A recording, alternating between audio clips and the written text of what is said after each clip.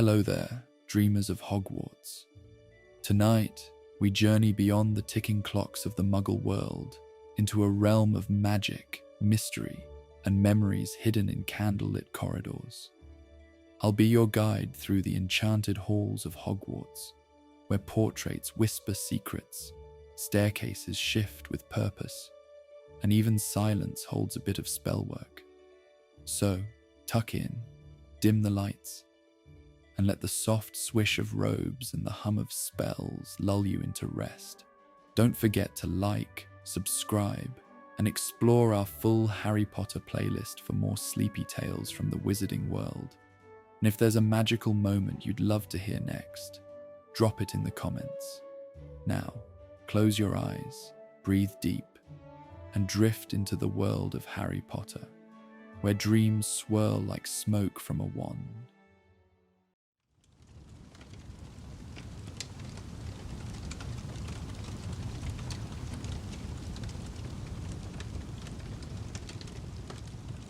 Dawn breaks over Hogwarts like a whispered secret, painting the snow-covered turrets in shades of pearl and rose. The castle sleeps still, wrapped in winter's quiet embrace, save for one early rising soul who has slipped from the warmth of Ravenclaw Tower to practice in the solitude of morning. Cassandra Silverwood pulls her scarf tighter against the chill as she crosses the empty courtyard, her footsteps leaving perfect impressions in the pristine snow. The sixth year has always preferred these hushed hours before the castle wakes, when magic feels more personal, more malleable, as if the very air hasn't yet decided what shape the day will take. The courtyard itself seems to hold its breath in these moments. Ancient stones remember centuries of students, and in the pre-dawn quiet you can almost hear their echoes, laughter from summers past, whispered secrets from autumn evenings, the crunch of winter boots from generations of young witches and wizards who walked these same paths. Cassandra often feels most connected to Hogwarts history in these solitary moments, when the boundary between past and present grows thin as morning mist.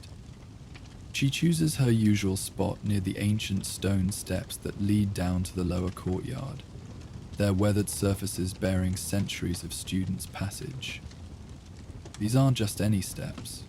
They're part of the original castle construction, carved from Scottish granite by the founders themselves. Legend says Helga Hufflepuff charmed them to never grow slippery in rain, while Rowena Ravenclaw added the intricate patterns that shift and change with the seasons. Ice crystals cling to the carved railings like nature's own decorations, each one unique and perfect in its geometric precision. The railings themselves are works of art, wrought iron twisted into shapes of magical creatures that seem to move when you're not looking directly at them. Dragons chase their tails in endless loops, phoenixes spread wings that never quite complete their span, and tiny iron ravens peer out with eyes that occasionally blink. Cassandra's breath clouds in the frigid air as she withdraws her wand from her cloak, elm with unicorn hair, particularly good for delicate transfiguration work. She runs her fingers along its familiar length, feeling the slight warm pulse that means it's ready to channel magic. Focus on the molecular structure, she murmurs to herself, reciting Professor McGonagall's instructions from yesterday's advanced transfiguration lesson. Water to ice is simple, ice to living crystal, that requires finesse. The ice roses of the greenhouse are legendary among transfiguration students.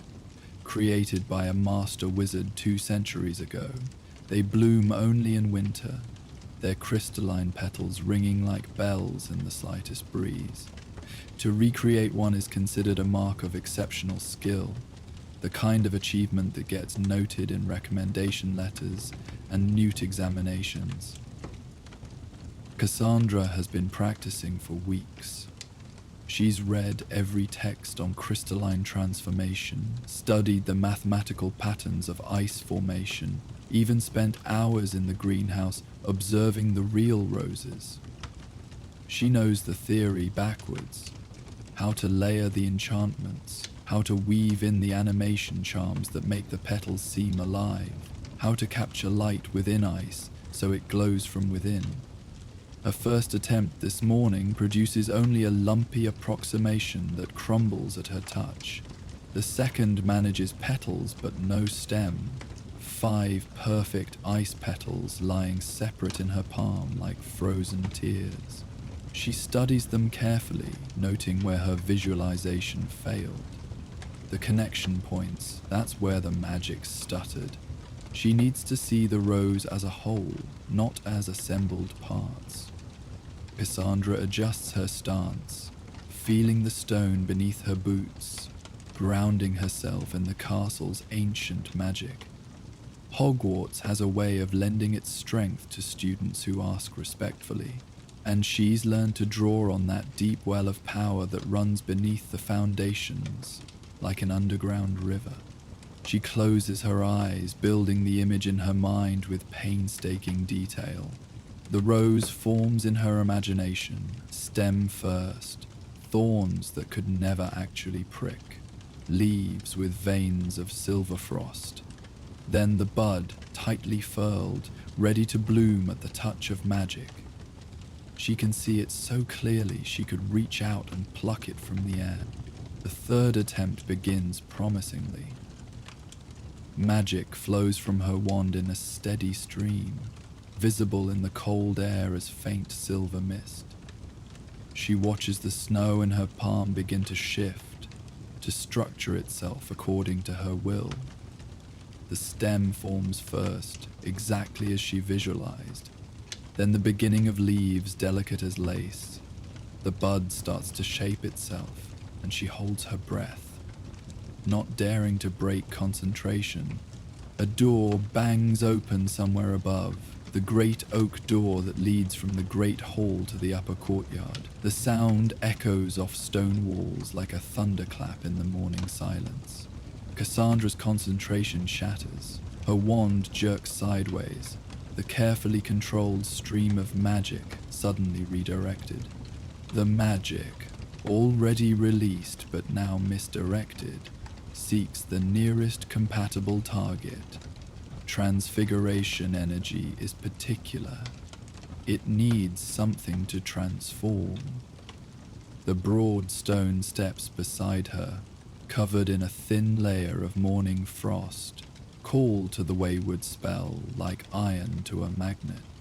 The transformation happens in a heartbeat, but Cassandra experiences it in slow motion. She watches the magic hit the topmost step and spread like spilled quicksilver. Stone becomes ice, not rough, natural ice, but something altogether more magical. The transformation races down the steps in a cascade, each stone changing completely, utterly into crystalline perfection. 27 steps from top to bottom transform into a single seamless cascade of magical ice that gleams like captured moonlight in the early morning sun. But it's not uniform. The ice has somehow preserved and enhanced every carved detail of the original stones. Celtic knots now seem to writhe within crystal depths. The tiny carved creatures appear frozen mid-movement, more alive in ice than they ever were in stone. Oh no, Cassandra breathes, staring at her unintended creation. Oh no, no, no. Her mind races through the consequences. Unauthorized magic in public areas, endangering fellow students, destruction of historic architecture. She could lose house points, earn detention, disappoint professors who've always praised her careful, controlled approach to magic. Professor McGonagall's stern face flashes in her mind, followed by the devastating words, "I expected better from you, Miss Silverwood." But even as panic rises in her throat, she can't help but notice how beautiful it is. The ice hasn't simply covered the steps, it's transformed them entirely. The morning sun hits the surface and breaks into 1,000 tiny rainbows. The ice seems to glow from within, pulsing gently like a heartbeat. And there's a sound, barely audible but definitely there. The ice is singing, a crystalline melody, just at the edge of hearing. She raises her wand to reverse the spell, running through the counter-transfiguration in her mind. Revieto glacis, she whispers, but hesitates before casting. Something stops her. Not just the beauty of what she's created, but a feeling. The ice feels happy? That's absurd, ice can't feel. But when she extends her magical senses, she perceives something unexpected. The spell has taken on properties she never intended. Her scattered concentration, the interrupted visualization, the redirected energy. Somehow they've combined to create something new. She can sense layers of magic she didn't consciously weave, cushioning charms integrated into the molecular structure, temperature regulation that will keep the ice from becoming too cold to touch, and strangest of all, what feels like decision-making capabilities. The ice seems aware, waiting, eager to fulfill a purpose she never assigned it. But before she can investigate further, she hears footsteps approaching from the castle. Her heart pounds as she recognizes the brisk, purposeful stride. Emmeline Thornfield, a Hufflepuff prefect known for her morning constitutional, rounds the corner with her usual energetic pace. The 7th year is everything Cassandra isn't. Confident, outgoing, naturally graceful. She's also known for her strict adherence to rules and her detailed reports of any infractions. Cassandra opens her mouth to call out a warning, to confess, to somehow prevent what's about to happen. But Emmeline is already halfway to the steps, her attention focused on the scroll she's reading, probably the day's patrol schedule. Her foot is about to touch the ice. "Watch out!" Cassandra finally manages, but it's too late. Emmeline's boot makes contact with the topmost step. Cassandra winces, expecting disaster. A slip, a fall, broken bones, and her own expulsion. But what happens next defies every expectation. Instead of slipping dangerously, Emmeline glides. Her foot slides forward with perfect control, as if the ice itself is guiding her movement. The scroll flies from her hands as she windmills her arms for balance. But she doesn't need to. The ice has her, carries her, delivers her safely down 3 steps before gently depositing her on the snow below. For a moment, Emmeline stands frozen, staring back at the steps with wide eyes. Then, incredibly, she laughs, a sound of pure, unbridled joy that echoes off the courtyard walls. "Merlin's beard," she gasps between giggles. "That was brilliant. How did you—" She turns to climb back up, to try again. And that's when they both discover the spell's most remarkable property. The ice provides perfect traction for ascending. Emmeline's boots grip the surface as surely as they would dry stone, allowing her to climb easily back to where she started. She tests each step carefully, then with growing confidence. The ice responds differently to upward movement, offering stability and support. "This is impossible," Cassandra says, approaching her creation with academic wonder. "Ice doesn't work like this. It can't be slippery only in one direction. That violates basic principles of friction and surface tension." "Magic ice can," Emmeline grins, her usual prefect sternness completely forgotten. "Oh, this is wonderful. The way it caught me, guided me down, it was like flying. May I?" And before Cassandra can respond, the prefect positions herself at the top, takes a breath, and pushes off with obvious glee. This time she's prepared for the sensation and makes the most of it, sliding down the full length of the stairs with her arms outstretched like a child at play. Her school robes billow behind her like wings, and her laughter rings bright in the morning air. Again, she says immediately upon landing, already hurrying back up the steps. Oh, Cassandra, this is extraordinary. How long did it take you to develop this spell? The complexity of the enchantments. It must have taken months of work. Cassandra feels heat rise in her cheeks. Actually, it was an accident. I was trying to make an ice rosé and got startled and... Emmeline pauses mid-climb, turning to stare at her. An accident?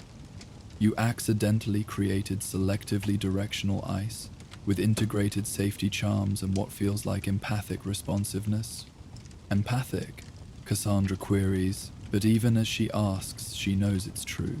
The ice had read Emmeline's initial fear and responded with extra care, then adjusted to her delight with a more thrilling ride. Watch, Emmeline says. She takes another slide, this time deliberately changing her emotional state mid-descent. She starts with exaggerated fear, and the ice immediately slows her descent, cradling her progress. Then she shifts to excitement, and the ice responds with a little jump that makes her squeal with surprise. It knows, Emmeline breathes in wonder. It actually knows what we need. Cassandra, do you have any idea how advanced this is? This is the kind of magic they study in the Department of Mysteries. More footsteps approach, early rising students heading to breakfast or the library.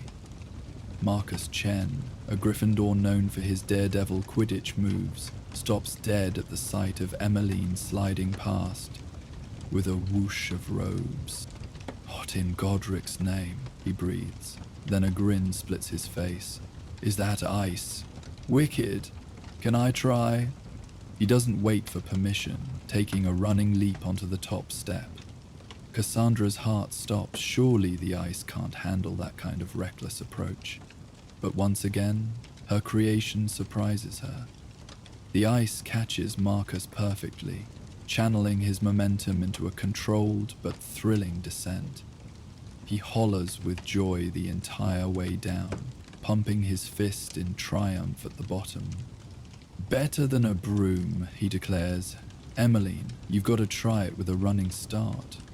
Soon a small gathering forms. Hannah Clearwater from Ravenclaw, her arms full of library books, sets them carefully aside to take a tentative slide.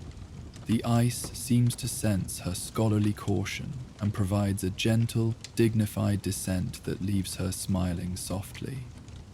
The Patil twins arrive together, debate briefly about whether this counts as dangerous behavior, then link arms to slide in tandem. The ice splits its attention between them, ensuring they remain perfectly synchronized. Each person who tries the ice discovers something new about its properties. It adjusts to the slider's confidence level. Gentle and slow for the nervous, swift and thrilling for the bold. It never allows anyone to fall or collide. When two students accidentally start sliding at the same time, the ice creates separate channels, guiding them safely past each other in a dance of crystalline precision. Theodore Knott approaches with typical Slytherin suspicion, analyzing the ice with detection spells before trusting it with his body. When he finally slides, the ice seems to understand his need for control and provides a steady, predictable descent that still manages to draw a rare smile from the usually dour boy. The arithmancy of this is fascinating, he murmurs, already pulling out parchment to take notes. The spell matrix must be incredibly complex to allow for such responsive variations. As more students arrive, drawn by laughter and excited voices, Cassandra finds herself in the unusual position of being the center of positive attention. She's always been more comfortable in the background, observing rather than participating. But the joy her accident has created is infectious, and she finds herself smiling as she watches her fellow students discover the magic of the ice. A young first-year Gryffindor, Emily Hartwell, stands at the top of the steps with obvious terror. She's been afraid of ice since a childhood accident, and her friend's encouragement isn't helping. Cassandra climbs up to stand beside her, understanding the fear in those wide eyes. "It won't let you fall," Cassandra says gently. "I know it's scary, but the magic knows what you need. Would you like to go together?" Emily nods, gripping Cassandra's hand with trembling fingers. They sit at the top of the steps, and Cassandra nods to the ice. She's not sure why, but it feels right to acknowledge it. Then they push off together, and the ice provides its gentlest ride yet. It moves them so slowly, so carefully that Emily has time to realize she's safe. By the bottom, she's giggling with relief and pride. "I did it," she squeals, hugging Cassandra impulsively. "I actually did it. Can we go again?" Word spreads through breakfast like fiend fire. Emmeline can't contain her enthusiasm, describing the enchanted steps to anyone who'll listen. The Great Hall buzzes with excitement, forks forgotten as students plan their post-breakfast activities. "But how does it work?" asks Terry Boot, ever the analytical Ravenclaw. "Ice can't selectively choose when to be slippery. That would require the crystalline structure to actually shift at the molecular level in response to directional pressure, which would need active magical monitoring and adjustment happening thousands of times per second." "Cassandra made it," Emmeline explains, gesturing to where Cassandra sits quietly at her house table, still processing the morning's events. Some kind of advanced transfiguration gone wonderfully right. Suddenly, Cassandra finds herself surrounded by curious students. They pepper her with questions. How did she do it? Can she make more? Will she teach them the spell? She tries to explain it was an accident, but this only seems to make the feat more impressive in their eyes. "Accidental magic that complex," breathes Felicity Ashwood, a fifth-year Slytherin. "That's beyond Newt level. That's the kind of thing that happens in fairy tales." Professor Flitwick, who must have heard the commotion, approaches their gathering with bright eyes. "Miss Silverwood, might I ask what has the entire student body in such delightful uproar?" When she explains, his face lights up like Christmas has come early. "Empathic ice, self-conjecting surface tension. Oh my dear girl, we must examine this immediately. This could be a breakthrough in responsive enchantment theory." By the time breakfast ends, it seems the entire school has heard about the ice steps. The courtyard fills with students of all ages, houses, and temperaments. What strikes Cassandra most is how the ice brings them together. She watches a group of usually hostile Gryffindors and Slytherins taking turns, even helping each other perfect their sliding technique. "Your turn, Malfoy," says Dean Thomas, offering a hand to help Draco up after a particularly spectacular slide. Draco eyes the hand suspiciously, then takes it. "Your form was terrible, Thomas. You're fighting the ice instead of working with it. Watch." He demonstrates a perfect, elegant slide that has several students applauding. "Show me how you did that lean into the curve," Dean asks, and suddenly two boys who usually hex each other in corridors are discussing technique like old friends. The ice seems to encourage these connections. When students slide together, it bonds them somehow, creating shared experience that transcends usual boundaries. A shy Hufflepuff finds herself laughing with a popular Ravenclaw. A studious Slytherin high-fives a reckless Gryffindor after a particularly thrilling tandem slide. Neville Longbottom stands at the top of the steps, visibly trembling. He's never been graceful, and the thought of sliding down ice terrifies him. His history of accidents is legendary, and several students move to the bottom, conjuring cushions just in case. But Luna Lovegood takes his hand, smiling that ethereal smile of hers. "The ice knows what you need," she says in her dreamy way. "It's been waiting for you specifically. Can't you feel it?" Neville shakes his head, but he trusts Luna. When they slide together, the ice cradles them like a gentle parent.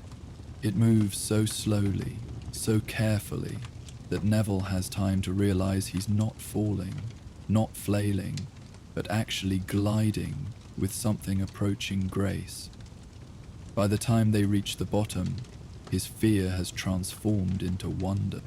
"You again," he says immediately, and the crowd cheers.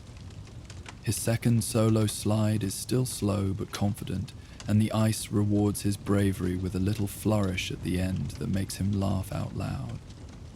"I didn't fall," he says in amazement. "I actually didn't fall." A group of third years discovers that lying on their backs creates a different experience entirely. The ice spirals them gently as they descend, like riding inside a benevolent tornado. Soon there's a queue for spiral slides, with students comparing how many rotations they can achieve. 2 seventh years, stressed about newts, find that sliding while holding hands helps them forget their worries. The ice seems to understand their need for escape and provides an extra long glide, somehow stretching the steps beyond their physical limits for just a moment. "Did the stairs just get longer?" asks Penelope Clearwater, blinking in confusion. "Special expansion charm," suggests Percy Weasley, though he looks equally puzzled. "But that should be impossible to integrate with transfiguration." Colin Creevey appears with his camera, determined to capture the joy. His photographs will later show something curious. In each image, the ice seems to glow slightly differently, as if responding to each slider's emotional state. Happy students slide through gold-tinted ice, while those seeking calm find their path shaded in soothing blues. One particularly spectacular photo catches the Weasley twins mid-slide, and the ice around them sparkles with mischievous silver stars. "It's like it has a personality," Colin says in wonder, reviewing his shots. "Look, when Professor Sprout took her turn, the ice actually formed little flower patterns in the frost." More professors arrive, drawn by the unusual sound of the entire student body seeming to enjoy themselves simultaneously. Professor Sprout indeed takes a dignified slide, laughing like a schoolgirl at the bottom. Professor Vector attempts to calculate the mathematical probability of directionally selective friction while sliding, giving up halfway down to simply enjoy the ride. Even stern Professor Sinistra takes a turn, her usually severe expression melting into childlike wonder as the ice carries her down with astronomical precision. Her path traces the exact arc of a shooting star. Professor McGonagall arrives with Flitwick, and the crowd quiets. Her expression is unreadable as she surveys the scene. Students from all houses mingling freely, laughter echoing off ancient stones, and her transformed steps at the center of it all. "Miss Silverwood," she says, and Cassandra steps forward nervously. "I assume this is your handiwork?" "Yes, Professor," Cassandra admits, chin raised despite her nerves. "It was an accident. I was practicing the Ice Rose transformation and created something far more complex instead," McGonagall finishes. She draws her wand and performs a series of diagnostic spells, each more intricate than the last. With every result, her eyebrows climb higher. "Remarkable," she murmurs. The spell has woven in cushioning charms at the molecular level, temperature regulation that adjusts to each individual, directional friction control that responds to intent rather than physics. "Miss Silverwood, do you have any idea how advanced this type of conditional magic is?" No, Professor, I didn't mean to. The best magic rarely asks permission, Flitwick interjects cheerfully. Look at the emotional resonance matrix. The ice is actually learning, adapting to each user's needs. That's not just advanced magic, Minerva. That's near-sentient enchantment. McGonagall waves her wand again, and for a moment Cassandra fears she'll vanish the ice. Instead, subtle adjustments ripple through the structure. Safety barriers that glow softly at the edges appear, preventing any possibility of sliding off course. Extended platforms materialize at top and bottom for better queuing. Warming charms settle into the waiting areas. If we're to have an ice slide in our courtyard, McGonagall says with the ghost of a smile, it should at least meet safety standards. She performs one final spell, and the ice flashes briefly. There, I've stabilized the magic and tied it to the castle's own power. It will last until the spring thaw, Miss Silverwood. Consider it a lesson in taking responsibility for your magic, intentional or otherwise.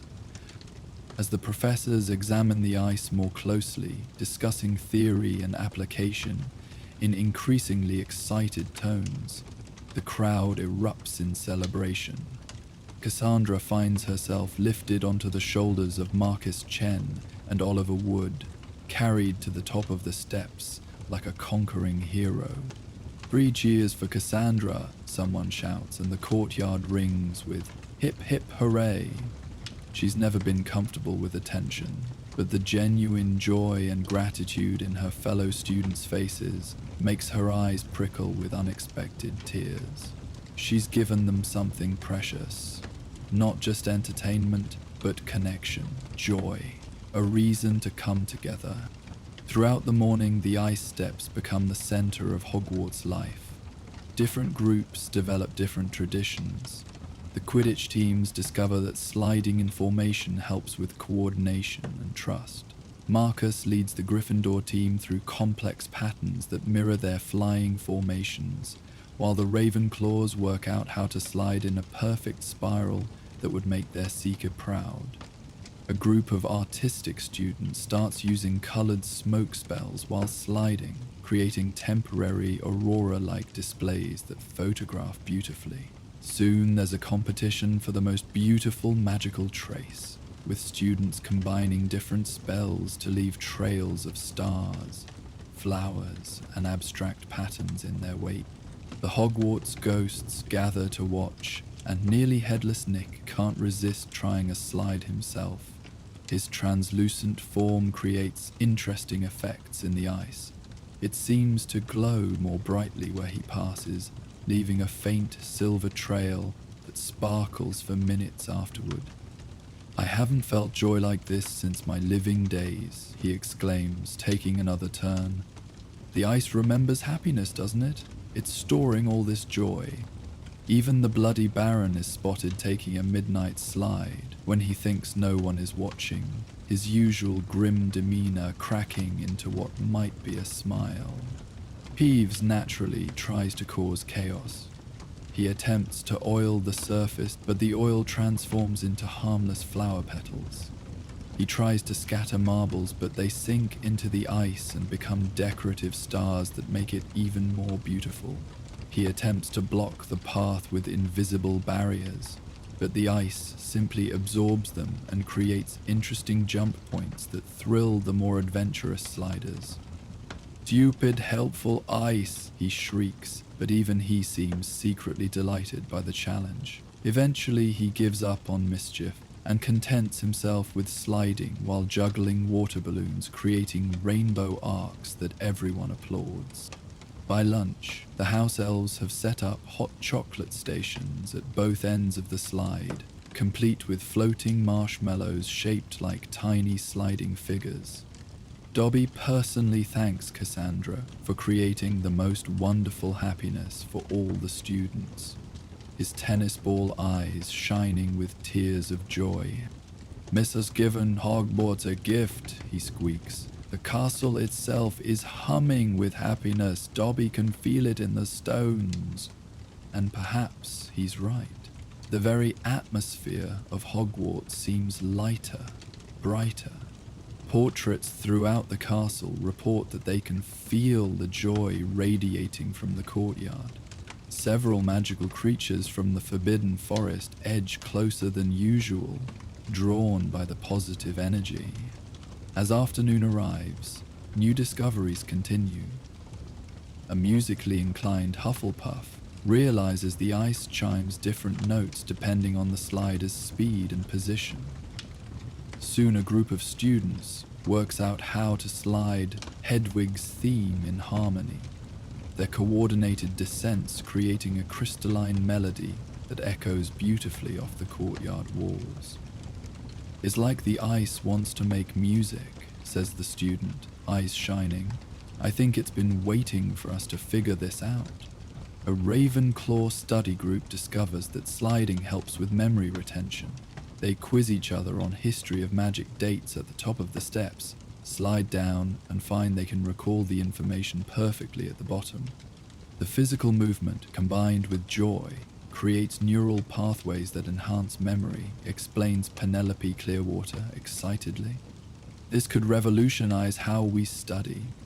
Soon there are students sliding with textbooks, muttering potions ingredients or transfiguration theory as they descend. The ice seems to understand this new purpose and adjusts its speed to allow for optimal learning. As the sun begins its descent toward the horizon, painting the ice in shades of gold and rose, Professor Dumbledore arrives. The entire courtyard holds its breath as the ancient wizard approaches the steps, his purple robes gleaming with embroidered stars. "Ah," he says, eyes twinkling behind half-moon spectacles. "I was wondering what had the whole castle humming with such unusual harmony today. The portraits have been positively glowing with second-hand joy. May I—" He doesn't wait for an answer, simply arranging his robes with dignity and taking a seat at the top of the slide. His descent is majestic. Somehow the ice knows to provide him with a stately, graceful glide that maintains his gravitas while still clearly bringing him joy. His delighted chuckle at the bottom sets off thunderous applause. "Most refreshing," he declares, eyes dancing with mirth. "I haven't felt quite so young in several decades. Miss Silverwood," he continues, finding her in the crowd with typical omniscience, "you've reminded us all of something precious today. Magic at its finest doesn't just transform objects, it transforms hearts.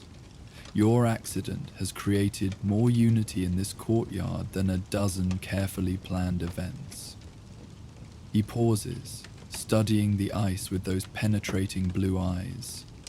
"I sense this creation will remember every moment of joy it facilitates. By spring, when it finally melts, it will carry those memories into the earth of Hogwarts itself. You've added to the castle's magic, my dear.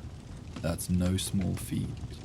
He takes another slide, less dignified this time, actually whooping halfway down like a delighted child, before departing with a wink and a cryptic comment about ice that dreams of summer. As evening falls, fairy lights appear around the courtyard. Whether by house elf magic or castle enchantment, no one knows. The ice glows more brilliantly in response, creating patterns of light that dance and swirl. It's become more than just frozen water. It's a living artwork that responds to its environment. Different houses start friendly competitions, but they're unlike any house rivalry Hogwarts has seen. Instead of trying to beat each other, they collaborate on increasingly elaborate sliding choreography. Gryffindor and Slytherin work together on a complex pattern that tells the story of their houses' historic rivalry transforming into friendship. Hufflepuff and Ravenclaw create a sliding ballet that represents the 4 seasons. The ice rewards creativity and cooperation, with special effects, bursts of colored light, musical notes that harmonize perfectly, even brief moments of levitation at the bottom that make sliders feel like they're truly flying. Cassandra finally takes her own first proper slide as the moon rises over the castle. She's been watching all day, too overwhelmed and slightly anxious to try her own creation. But Luna takes her hand, smiling that knowing smile. "The ice has been waiting for you," she says simply. "It wants to thank you." And somehow, Cassandra knows she's right. The moment her feet touch the surface, she feels the connection. The ice recognizes her, welcomes her, shares with her the joy it's collected throughout the day, every laugh, every moment of wonder, every conquered fear and new friendship. The ice has stored them all, and now shares them with their inadvertent creator. And Slide is perfect not because of technique or speed, but because the ice pours all its gratitude into those few seconds. She sees flashes of the day's highlights in the crystalline surface. Neville's first successful slide, the Slytherin and Gryffindor bonding, the first year conquering her fear, Dumbledore's childlike delight. By the time she reaches the bottom, tears stream down her face, not from sadness, but from overwhelming joy at what her accident has created. She slides again and again, each time discovering new nuances in her creation. The ice shows her things she never consciously intended, how it cushions not just bodies but hearts, how it reads intentions and soothes worries, how it's become more than just frozen water, but a repository of shared happiness. Other students join her for these evening slides, and in the moonlight, confessions come easier. A Slytherin admits his fear of failing his father's expectations, and the ice provides an extra gentle slide that seems to carry his worries away. A Gryffindor confesses she's terrified of the growing darkness in the world, and the ice glows more brightly, reminding her that light exists. A Hufflepuff shares his grief over a lost pet, and the ice creates a slide that somehow feels like a hug. A Ravenclaw acknowledges her crushing loneliness, despite being surrounded by people, and the ice ensures she's never alone on her slide, creating phantom companions of light that dance alongside her. As curfew approaches, no one wants to leave. Prefects negotiate with professors for just a few more minutes, and surprisingly, most agree. Even strict Professor Vector takes a turn, her usual stern expression cracking into girlish delight as the ice creates mathematical patterns in frost, just for her. Madame Pince, the severe librarian, is coaxed into trying by a group of students. The ice provides her with a slide that somehow smells of old parchment and creates the rustling sound of turning pages. She actually smiles at the bottom, a sight so rare that Colin frantically snaps a photo. When the castle bells finally chime bedtime, students drift reluctantly away, but the ice remains, patient and gleaming, ready for tomorrow's joy. Several students touch it gently as they pass, like saying goodnight to a friend. Some swear they feel it pulse warmly in response. Back in Ravenclaw Tower, Cassandra is treated like a hero. Her dorm mates pepper her with questions, begging her to recreate the spell elsewhere, but she can only shake her head, still not entirely sure how she did it the first time. It was genuinely an accident, she insists for the 100th time. I was thinking about ice roses, and then the door slammed and my magic just went sideways. And created something better than roses, says Penelope Clearwater firmly. You created a miracle, Cassandra. Do you know how many people you made happy today? I saw third years who've been homesick all term finally laughing. I watched enemies become friends. I observed Professor McGonagall actually smile twice. As Cassandra prepares for bed, she reflects on the extraordinary day. She'd set out to master a specific spell, to prove her technical skill, to create something beautiful but static. Instead, She'd failed at her intended task, but succeeded at something far more important. The ice steps weren't technically perfect. Any new examiner would point out the uncontrolled nature of the transformation, the unintended effects, the fact that she couldn't replicate it. But watching Neville conquer his fear, seeing houses unite in play, hearing laughter echo where usually only footsteps sounded, wasn't that a more valuable kind of magic? She'd created not just entertainment, but connection. Not just a slide, but a catalyst for joy. Outside her window, she can see the courtyard, where a few brave souls are sneaking last midnight slides. She should probably report them. Rules are rules, and prefects have already been lenient. But then she hears their laughter carrying on the cold air, sees the way the ice glows to light their way, creating a safe path through darkness.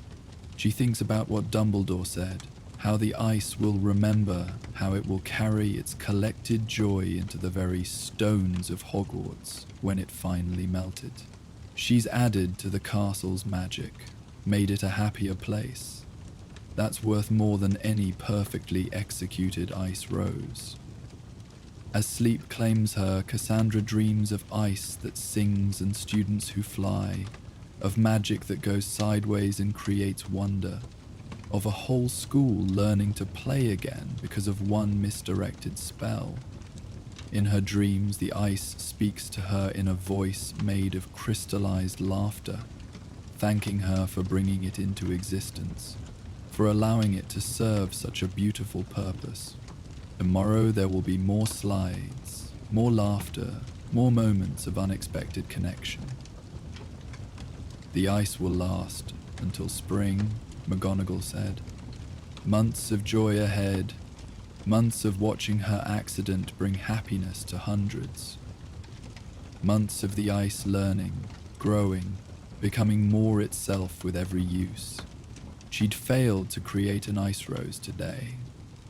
Instead, she'd created something that bloomed in hearts, a different kind of flower altogether, one that would live in memory long after the spring thaw carried away the last of the magical ice.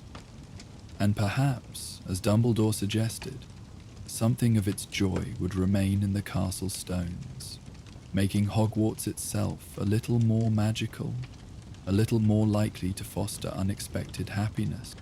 Sometimes the best spells are the ones we never meant to cast. Sometimes accidents open doors to possibilities we never imagined. And sometimes a simple slide down enchanted ice can remind an entire school that magic, real magic, is about connection, joy, and the courage to embrace the unexpected. The ice steps settle into their first peaceful night, glowing softly under the stars like a promise of tomorrow's joy.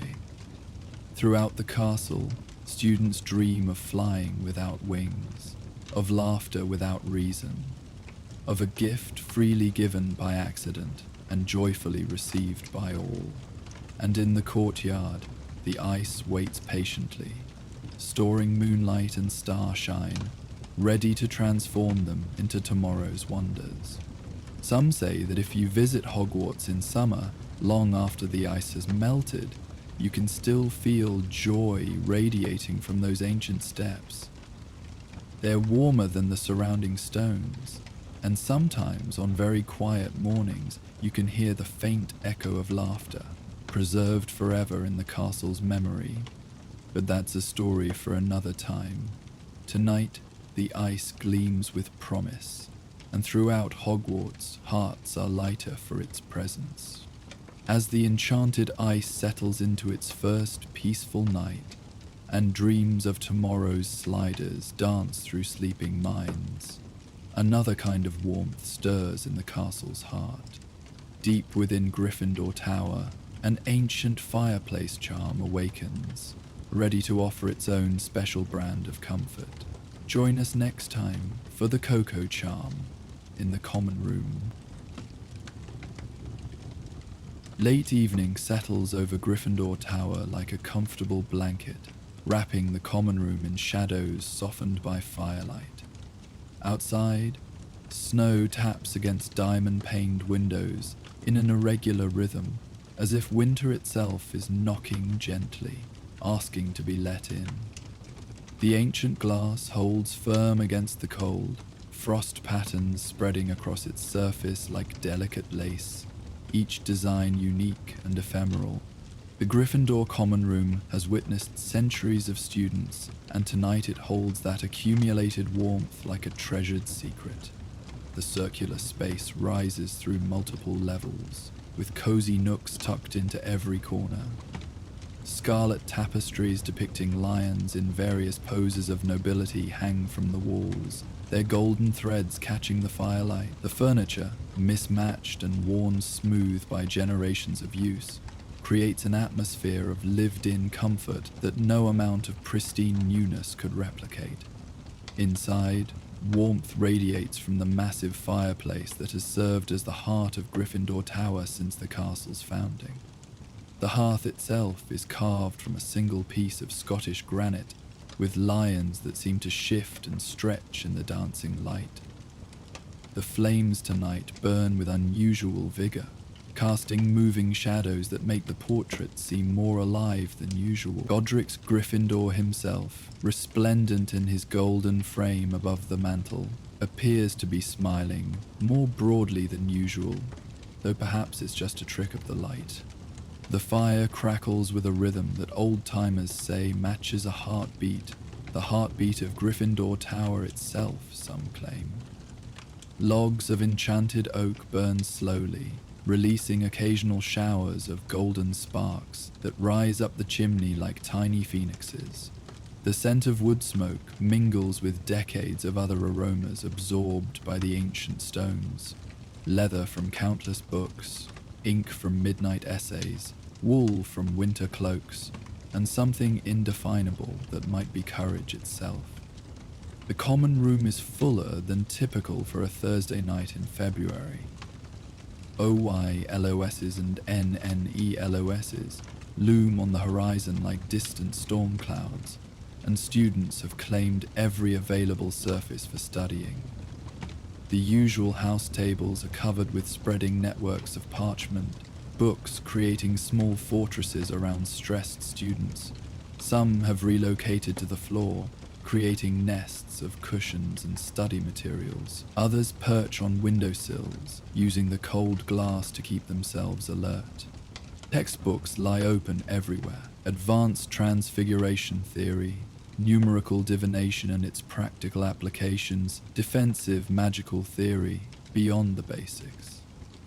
Quills scratch against parchment in a symphony of academic anxiety, occasionally punctuated by frustrated sighs or the thump of a head hitting a desk. The air smells of ink, old parchment, and the lingering sweetness of the jam tarts someone smuggled up from dinner, probably the Weasley twins, though they're being unusually studious tonight. In her favorite armchair by the fire, a magnificent piece of furniture that seems to embrace its occupant like a protective friend, Madeline Fairweather fights a losing battle against exhaustion. The 7th-year prefect has claimed this spot every evening for 7 years, and the chair has molded itself to her shape, knowing exactly how to support her tired frame. Madeline has been awake since dawn, her day a carefully orchestrated dance of responsibilities. Morning patrol through the corridors, ensuring younger students made it to breakfast. Double potions with the Slytherins, where she'd spent as much time preventing inter-house incidents as brewing her wit-sharpening potion. Lunch duty in the Great Hall, ancient runes translation work, Quidditch practice in freezing rain that had left her fingers numb for hours, evening patrol. And now, finally, time for her own studying. Except her body has other ideas. Her transfiguration notes blur before her eyes, Professor McGonagall's neat diagrams swimming like fish in an ink ocean. She's copied and recopied the human transfiguration principles, but the words keep sliding away from comprehension.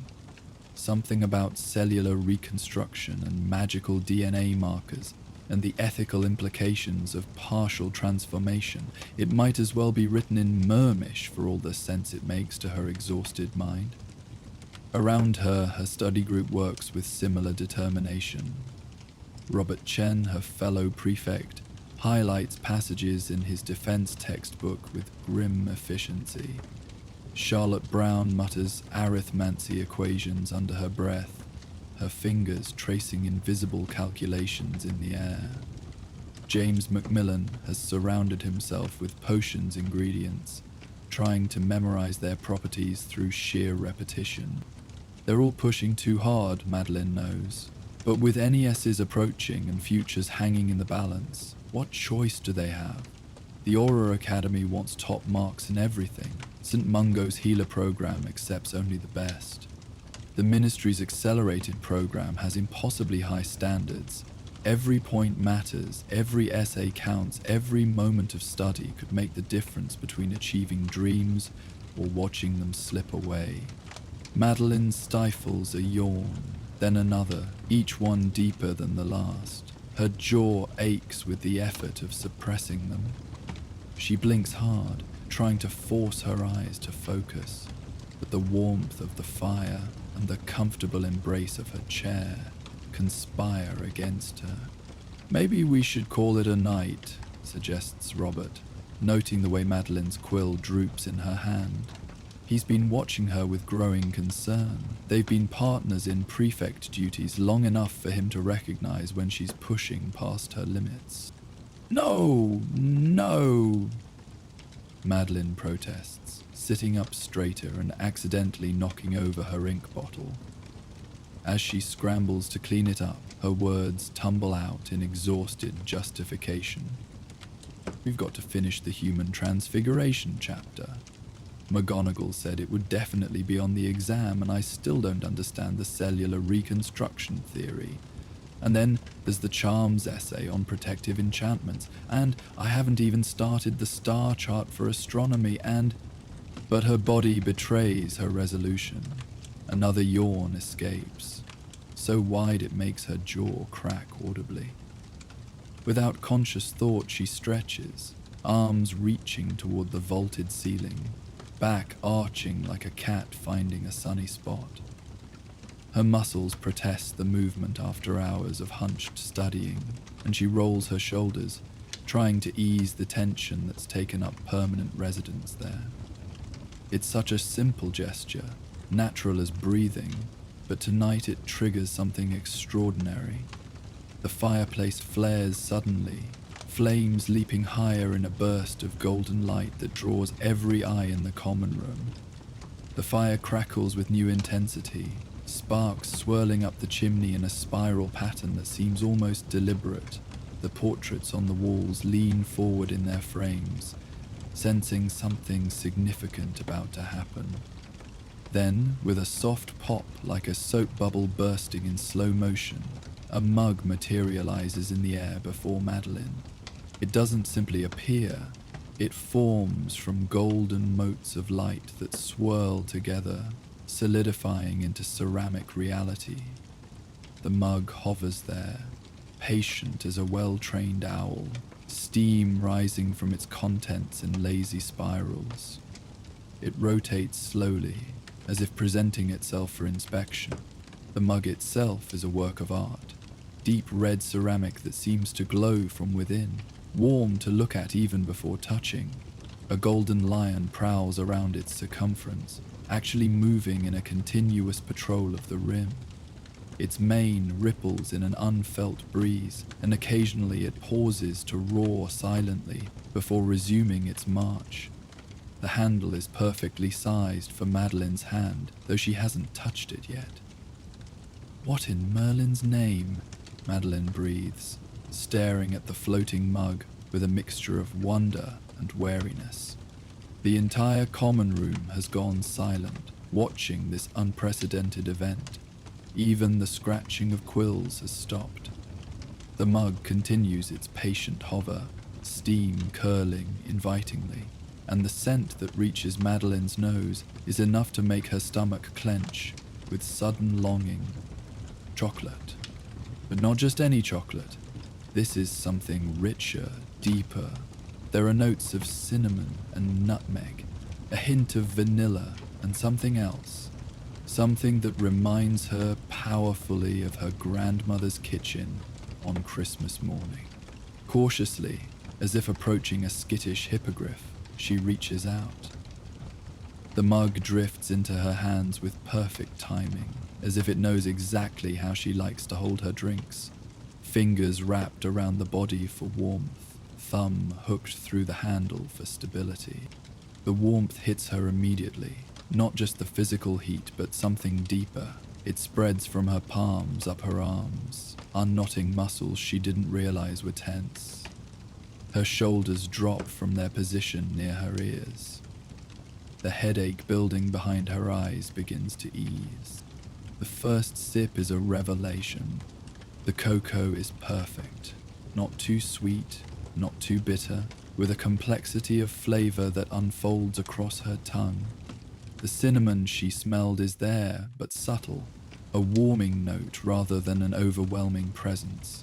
The chocolate is rich and dark, with hints of caramel and what might be the faintest touch of sea salt.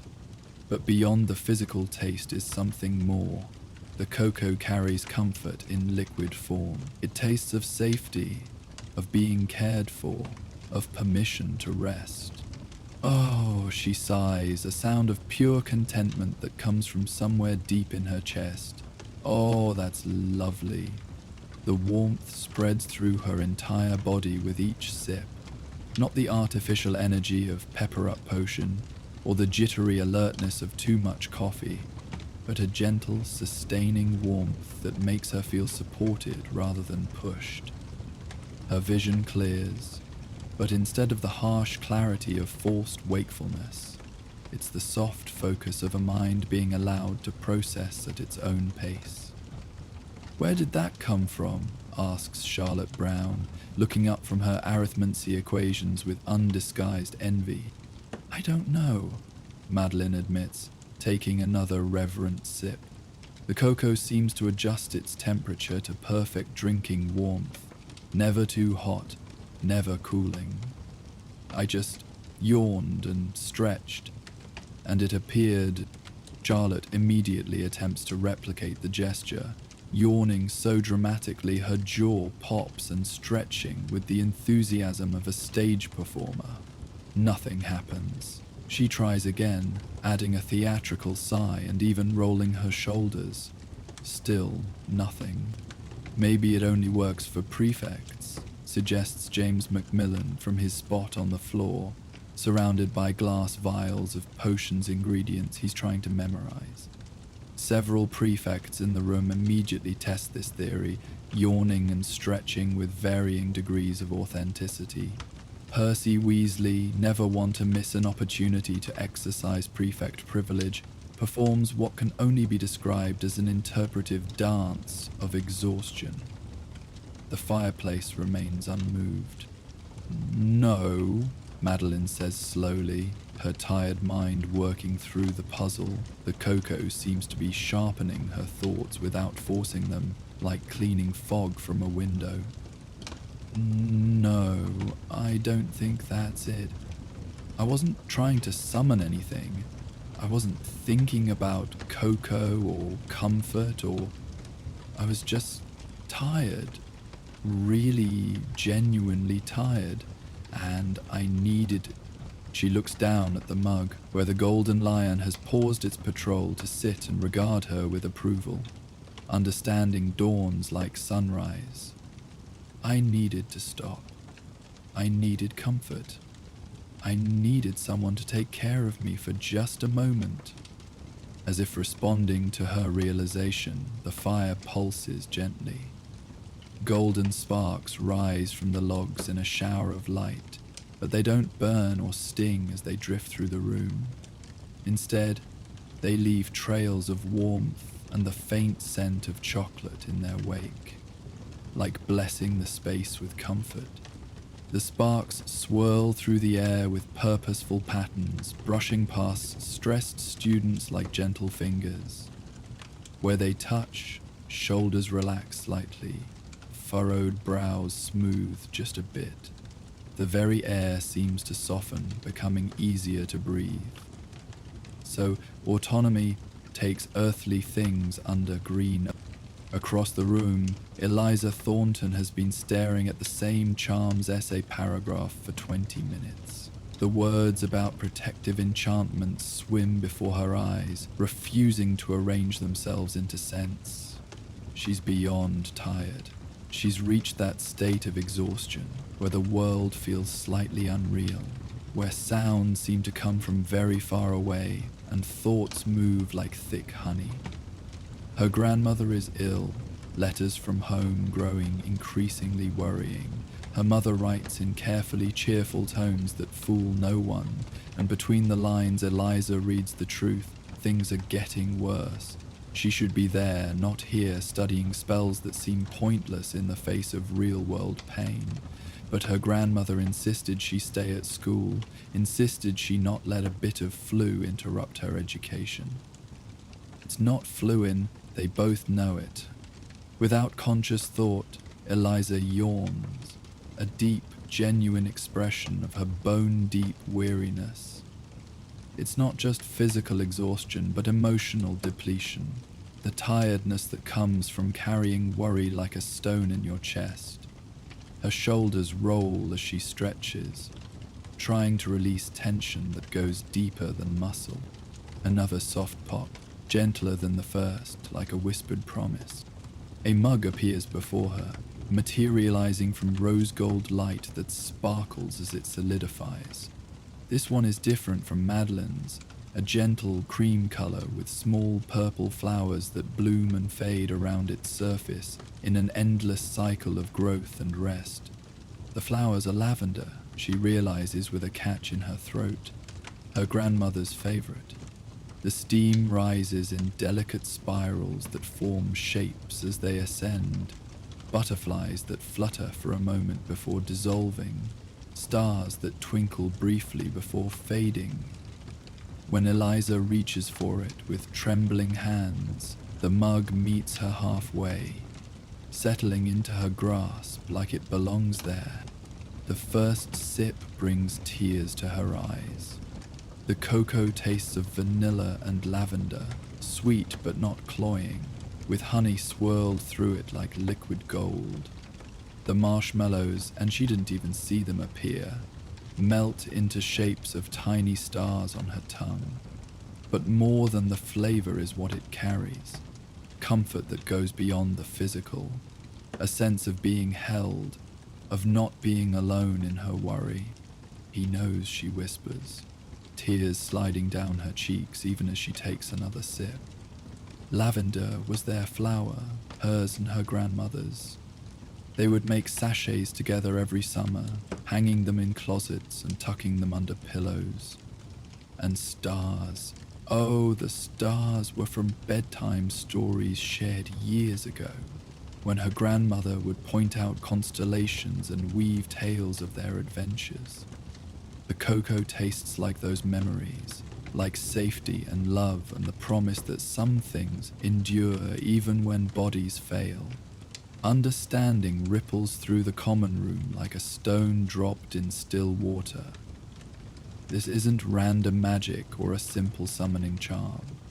It's responsive, intuitive, ancient. The fireplace charm, whatever its origin, reads genuine need and responds with precisely what each person requires.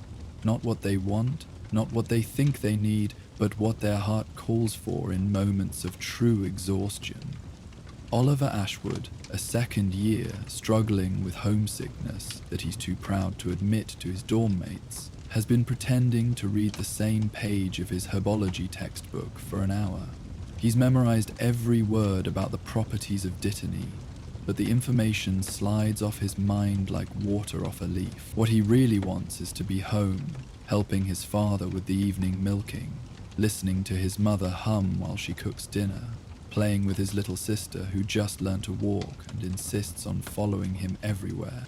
He's been at Hogwarts for over a year now. He shouldn't still feel this ache.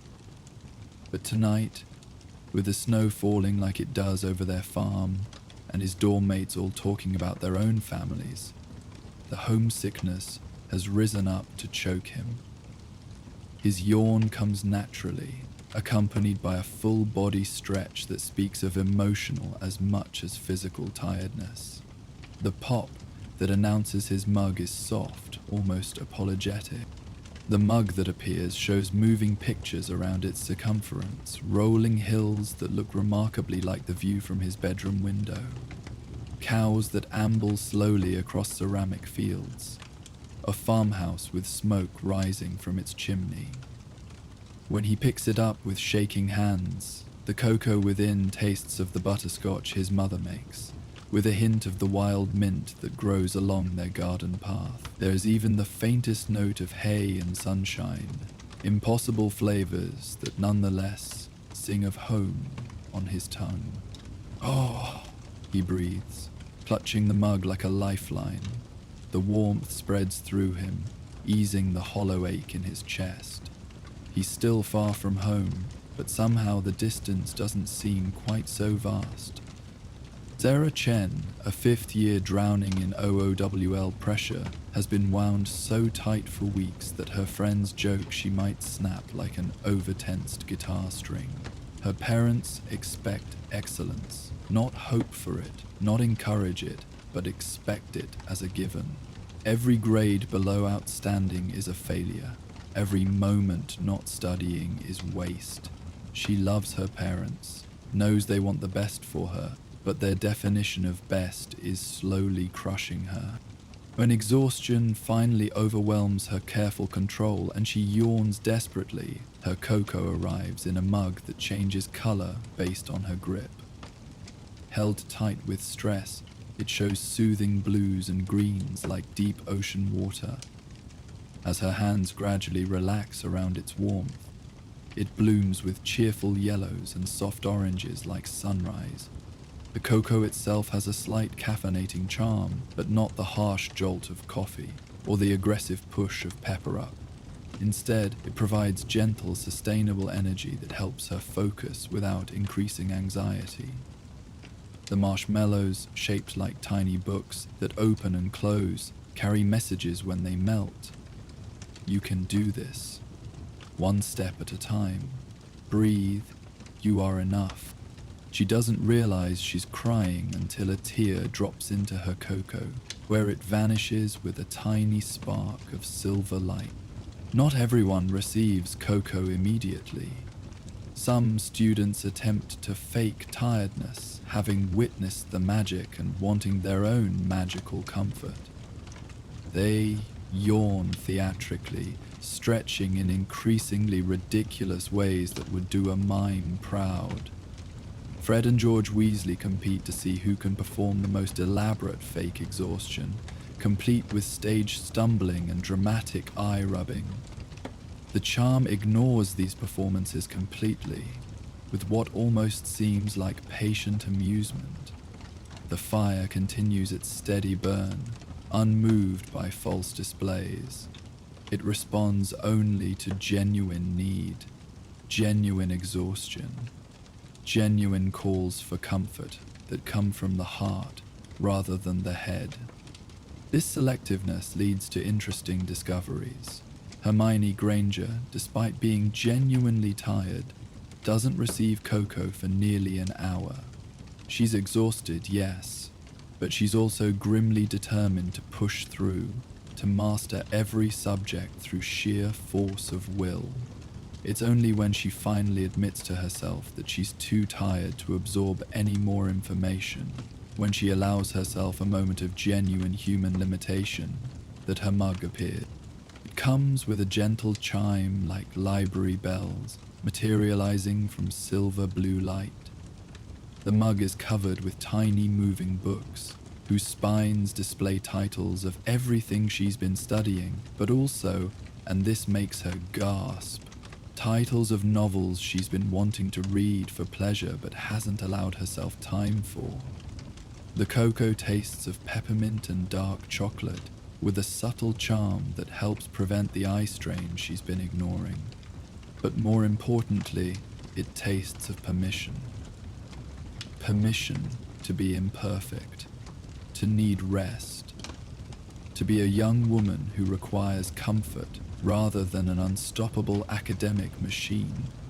"Oh," she says softly, her constant analysis momentarily derailed by pure appreciation. That's perfect." Harry Potter, sitting nearby with Ron, has been trying not to think about the upcoming Quidditch match against Slytherin. The pressure of being Seeker weighs on him even during study time. Every missed practice due to detention, every moment spent on homework instead of flying feels like letting his team down. Add to that the constant background worry about Voldemort, the occasional ache of his scar, the weight of expectations he never asked for. When his exhaustion finally manifests in a genuine yawn that cracks his jaw, his cocoa comes in a mug that would make any Quidditch fan jealous.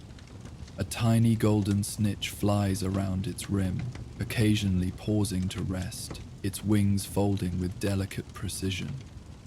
The cocoa itself tastes of treacle tart, his favorite, with a hint of something that reminds him of the way the air tastes during a perfect dive. Freedom and focus combined. But there's more to it. The warmth spreads through him like liquid courage, not the false bravery of fire whiskey, but a reminder of his own capabilities. It tastes of every successful catch, every moment when instinct took over, and he simply knew where the snitch would be. Its confidence distilled into cocoa form, reminding him that underneath all the pressure and expectations, he genuinely loves to fly. Ron's cocoa, when it finally arrives after a jaw-cracking yawn that's entirely genuine, comes in a violently orange Chudley Cannons mug that makes him grin despite his exhaustion. The team might be terrible, but they're his team, and the cocoa understands that loyalty matters more than victory. The drink itself is sweet and comforting, with marshmallows shaped like tiny chess pieces that move in patterns suggesting optimal strategies. As he watches, a marshmallow knight executes a perfect Anderson's opening, and Ron realizes the cocoa is actually teaching him new chess moves through confectionery. "Wicked," he breathes, watching a marshmallow queen castle with elegant precision. The cocoa tastes of the butterscotch sweets his mum sends, of victory and friendship, and the peculiar satisfaction of finally understanding a difficult spell. There's also a warming charm that targets his eternally cold feet specifically, which makes him sigh with contentment. More students receive their personalized comfort as the night deepens. Neville's cocoa tastes faintly of earth and growing things, with honey from the plants in Greenhouse 3 that he tends with such devotion. His mug shows a garden that changes with the seasons as he turns it, sprouting and blooming and going to seed in an endless cycle of growth. The cocoa makes him feel more grounded, more confident, reminding him of Professor Sprout's constant encouragement and his own developing talents.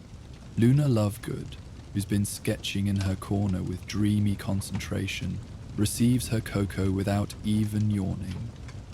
Perhaps the charm recognizes that Luna exists in a state of perpetual openness to comfort and wonder. Her mug is silver white like moonlight, almost translucent, and the cocoa within tastes of impossible things. Starlight and dreams and the sound of phoenix song. It's not just cocoa, she observes to no one in particular, taking a sip that leaves her with a moustache of whipped cream she doesn't bother to wipe away. It's liquid comfort. The castle is taking care of us through the fireplace. I think it's been lonely, waiting all these years for students who needed it enough to wake it up. Her observation, whimsical as it sounds, rings with truth. There's something undeniably nurturing about the charm. Something that speaks of protection and care embedded in the very stones of Hogwarts. This is magic with intent, magic with heart, magic that understands human needs in a way that goes beyond spells and potions. As midnight approaches, nearly everyone in the common room has received their personalized comfort. The atmosphere has shifted completely from stressed to serene. The competitive edge that usually defines study groups has dissolved into genuine collaboration. Students help each other with difficult concepts between sips of magical cocoa, sharing both knowledge and comfort. A group of first years, initially too intimidated to join the older students, find themselves welcomed into the circle when their own cococos arrive.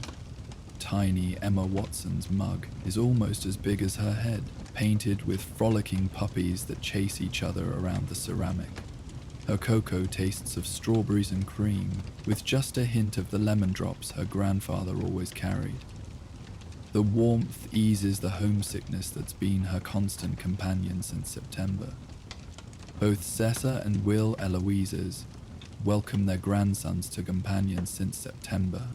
Timothy Chen receives cocoa that helps with his dyslexia in the gentlest way possible. The steam forms letters that dance and rearrange, showing him patterns and connections his brain struggles to make on its own. The mug itself has raised letters that shift and change, letting him trace words with his fingers while he drinks. It's the first time all term that reading hasn't been a battle, and he blinks back grateful tears. How long has this charm been here? Wonders George Weasley, who along with Fred has been uncharacteristically quiet, observing the magic with professional interest. Their own cacars arrived after genuine exhaustion from a day of testing new inventions, and even they had been impressed by the personalization. Fred's mug shows tiny fireworks that occasionally spell out joke ideas, some so clever he's already scribbling notes. George's displays prank possibilities that walk the line between mischievous and genius. But both twins seem more interested in the charm itself than their usual mischief. That's what I've been trying to determine, Hermione says, gesturing to a stack of books she's summoned from her dormitory. Even magical Coco can't entirely suppress her research instincts. I found a reference in Hogwarts A History, well, the revised edition with the supplemental chapters, about comfort charms embedded in the castle by the founders, but nothing this specific or complex. She's created a characteristic study spread, even while investigating the Coco charm. Multiple books marked with co-coded ribbons, cross-referenced notes in her neat handwriting, and what appears to be the beginning of a magical theory diagram. It's brilliant, really, Fred muses, watching as his marshmallows rearrange themselves into a schematic for a new type of firework. Magic that knows what you need and provides it. No judgment, no conditions, no price. Just comfort when you need it most. Could revolutionize the joke shop, George adds thoughtfully. Personalized products that adapt to what would make each customer happiest. He trails off, and both twins get the distant look that means they're mentally designing new inventions. An unexpected voice joins the conversation, making several students jump. The portrait of Godric Gryffindor himself has been listening, and now he leans forward in his frame, his painted eyes twinkling with memories centuries old. "Ah, you've awakened the old comfort charm," he says, his voice carrying the warmth of the fireplace itself. "I was wondering when someone would. It's been sleeping for quite some time." The entire common room turns to stare at the portrait. Godric rarely speaks to students directly, usually maintaining a dignified silence or conversing only with other portraits. Tonight, however, he seems disposed to share. You know about this? Madeline asks, clutching her refilled mug. The charm seems to know when cocoa runs low, refilling with the same perfect temperature and flavor. Know about it? My dear child, I helped create it. Godric's expression grows distant with memory, and the painted fire behind him flickers as if responding to his emotions. It was Helga's idea originally. Always the mother of our group, that one. She worried about students far from home, struggling with the pressures of magical education. He chuckles, the sound rich and warm as aged mead. They need mothering, she insisted during one of our planning sessions. Or at least a good cup of something warm when the world feels too large and they feel too small. The portrait's eyes grow soft with remembered affection. We worked together on it. All four of us, actually. One of the few projects that united us completely, without argument or philosophical differences. Salazar provided the personalization aspects, ensuring each student received exactly what they needed. Brilliant mind for individual magical signatures, Salazar, whatever else might be said of him. Several students shift uncomfortably at the mention of Slytherin, but Godric continues without notice. Rowena added the intelligence component, allowing the charm to read emotional states and respond appropriately. She insisted it be able to learn and adapt, to grow wiser with each student it comforted. Helga wove in the nurturing elements, the actual comfort and warmth, the sense of being cared for. She tested it on herself repeatedly, adjusting until the cocoa could carry love in liquid form. "And you?" prompts Hermione, quill poised over parchment, unable to resist documenting this piece of magical history. Godric grins, and for a moment the students can see the young man he once was, full of noble ideals and protective instincts. I insisted it activate only for genuine need. No use coddling those who didn't truly require it. The charm had to distinguish between want and need, between performance and truth. I also added the protective elements. The cocoa would never burn, never cause harm, always provide exactly the right temperature and amount. He pauses, his expression growing more serious. We cast it together on a winter night not unlike this one. The four of us stood before this very fireplace. It was in a different room then, of course, but we moved it here when the tower was built. We poured our magic and our intentions into the stones, creating something that would last as long as the castle stood. "But why hasn't it activated before?" asks Hermione, her academic curiosity overcoming any hesitation about interrupting a founder's portrait. Surely students have been tired and stressed in the centuries since. Godric's expression grows thoughtful, and he strokes his painted beard. Magic like this hibernates when not needed. It's selective. It awakens in response to collective exhaustion, stress that goes beyond the ordinary. Your generation, I think, has been pushing itself particularly hard. The charm sensed it was time to wake up. He looks directly at Madeline, and despite being a portrait, his gaze carries weight. It also responds to love, you know. The prefect there, Madeline, her genuine care for her fellow students, her desire to help even at her own expense, her wish that someone could take care of everyone the way she tries to. That's the kind of heart the charm recognizes. She was the key to awakening it. Madeline flushes deep red, ducking her head into her mug, but her friends nudge her affectionately, recognizing the truth in the portrait's words. She does try to take care of everyone, often forgetting herself in the process. The charm read her need and her nature, Godric continues.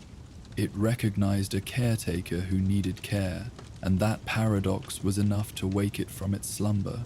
Once awakened, it could recognize similar needs in others. As if responding to this revelation, the fireplace flares again. Golden sparks rise in a spiraling column, and for a moment they form 4 distinct shapes: a lion, an eagle, a badger, and a serpent, circling each other in perfect harmony before dissolving into stardust. The message is clear. This magic comes from a time when the founders worked as one, and it carries that unity forward through the centuries. "How long will it last?" asks Percy Weasley, ever practical, even in the face of ancient magic. "As long as it's needed," Godric replies with a knowing smile.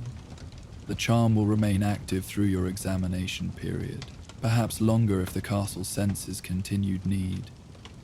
It's tied to the ancient magics of Hogwarts itself now, part of the castle's way of caring for its students. Some years it sleeps, some years the difficult ones, the dark ones, the years when children must grow up too quickly. It wakes and offers what comfort it can. This knowledge transforms the common room further. Students realize they're experiencing something special, historical, a direct connection to the founder's original vision for the school. They're part of a tradition stretching back 1,000 years, connected to every student who ever found comfort by a Hogwarts fire. The cocoa tastes even better with this understanding, each sip a link to centuries of magical care. They're not just students struggling with exams. They're the latest in a long line of young witches and wizards who've sat in this very room, worried about their futures, and found comfort in unexpected magic. During my time, Godric continues, clearly enjoying his rare audience, the charm once stayed active for 3 straight years. Dark times those were, with dragons terrorizing the countryside and parents afraid to send their children away to school. The cocoa adapted then too. Some students received drafts for courage, others for healing, some simply for hope. "Does it work in other common rooms?" asks a brave Ravenclaw who's been visiting. Godric's eyes twinkle. Each house has its own comfort charms, suited to the nature of its students. But that's for them to discover in their own time and way. This one, however, is particularly special to me. Gryffindors, you see, often forget to rest. Your courage sometimes manifests as stubbornness, your determination as self-neglect. The cocoa reminds you that strength includes knowing when to accept comfort. As the night grows later, some students begin drifting off to bed, but many remain, reluctant to leave this pocket of warmth and historical magic.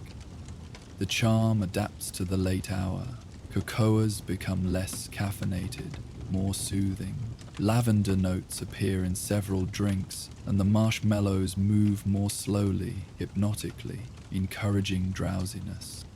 Ginny Weasley, curled in a corner with her diary, receives cocoa that tastes of summer sunshine and helps ease the lingering shadows that sometimes still trouble her dreams. Her mug shows a phoenix rising again and again, a reminder of renewal and strength. The warmth seems to sink deeper than her stomach, reaching the cold places that Tom Riddle's memory left behind, filling them with light. Dean Thomas and Seamus Finnegan discover their cocoas complement each other perfectly. Dean's is artistic inspiration in liquid form, tasting of the peculiar satisfaction of a perfect brushstroke, with marshmallows that suggest drawing techniques by their shapes. Seamus's contains a mild, stabilizing charm to help with his occasionally explosive spell work, flavored with the green hills of Ireland and his mother's baking. They sit together comparing notes and flavors, their friendship deepened by shared magical comfort. When they clink mugs, tiny sparks fly, creating a brief image of a 4-leaf clover that makes them both laugh. Even the common room's permanent residents benefit from the charm. Crookshanks, Hermione's half-Kneasel familiar, yawns and stretches by the fire in an elaborate display of feline flexibility. A small saucer appears with warm milk that has just a hint of magical cream and what smells suspiciously like essence of mouse, though certainly no actual mice were harmed. He purrs louder than anyone's ever heard, a rumbling contentment that adds to the room's atmosphere of peace. Other pets emerge from hiding, toads and rats and owls who've delivered late mail, each receiving their own small comfort. An owl receives warm mouse broth.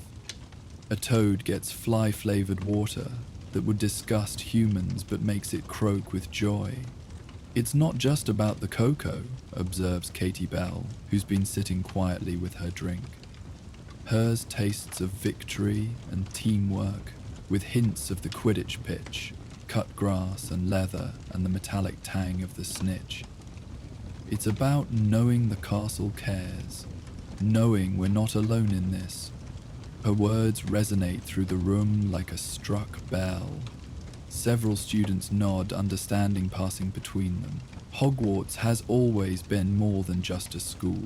It's been home, sanctuary, place of growth and challenge and transformation. Tonight, through something as simple as personalized cocoa, it's shown once again that it actively protects and nurtures those within its walls. As 2 a.m. approaches, Madeline finally acknowledges what the charm recognized hours ago. She needs rest.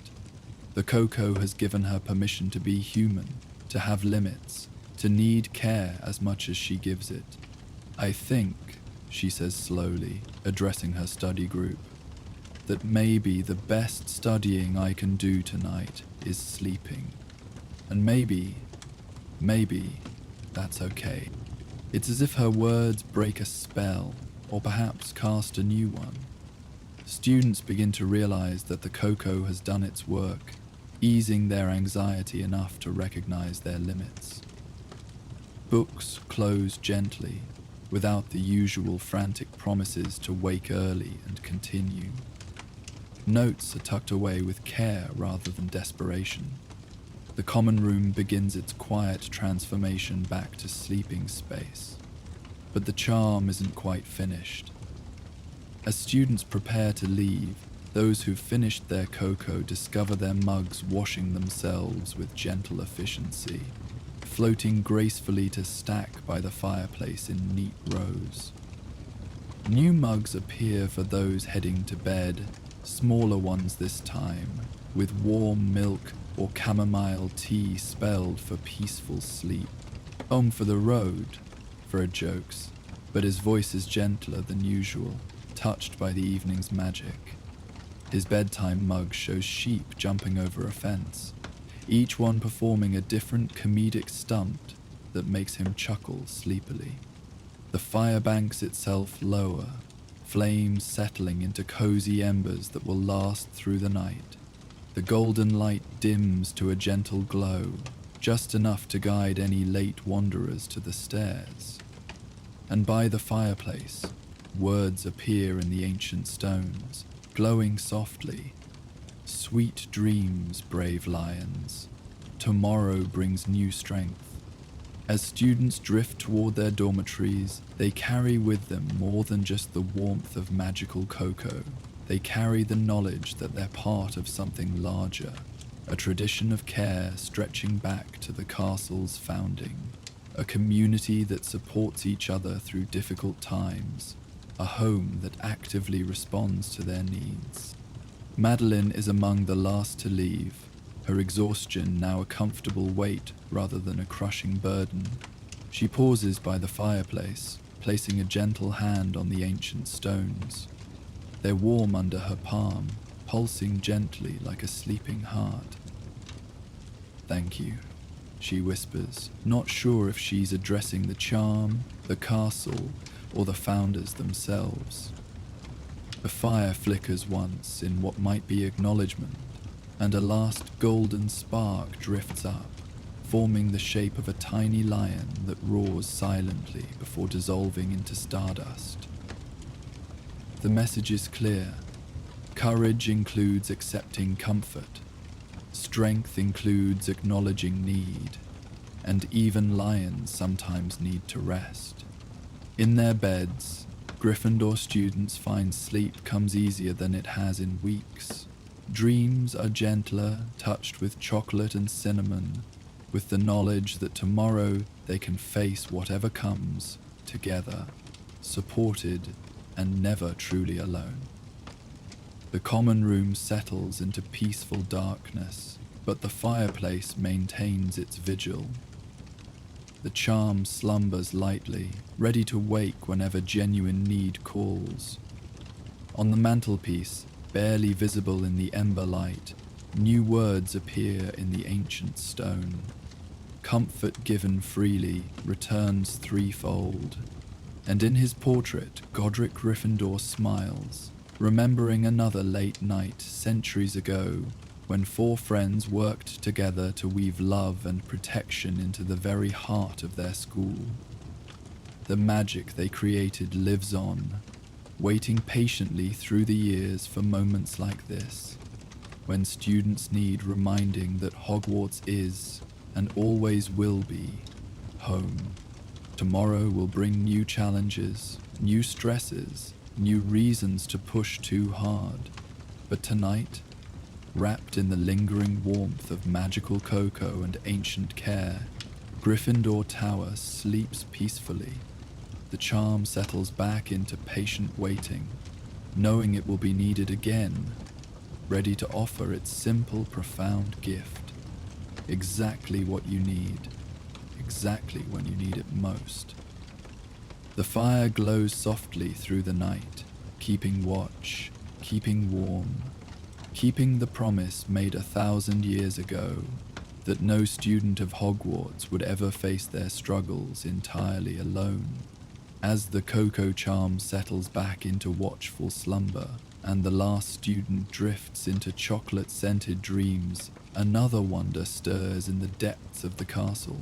Behind a forgotten shelf in the library's quietest corner, an ancient snow globe awakens to swirling life. Join us next time for The Snow Globe That Showed the Past. The Hogwarts Library at midnight holds a different kind of magic than during the bustling daylight hours. Moonlight filters through tall Gothic windows, painting silver paths across ancient wooden floors that creak with the memory of countless footsteps. Dust motes dance in the pale beams like tiny ghosts, and the very air seems to thicken with the weight of accumulated knowledge and untold secrets. In the furthest corner of the library, where even Madame Pince rarely ventures, stands a forgotten section marked only by a faded sign reading Temporal Studies, Restricted. The shelves here lean together like conspirators sharing ancient gossip, their contents hidden behind layers of dust and protective charms that hum with barely contained power. It's here that Lily Maddox finds herself on a snowy December night, driven by the kind of homesickness that feels like a physical ache in her chest. The first-year Ravenclaw has discovered that intelligence and ambition are poor shields against the simple longing for home, for the familiar voices and scents and routines that shaped her first 11 years of life. She shouldn't be here. The library closed hours ago, and she's technically breaking at least 3 school rules.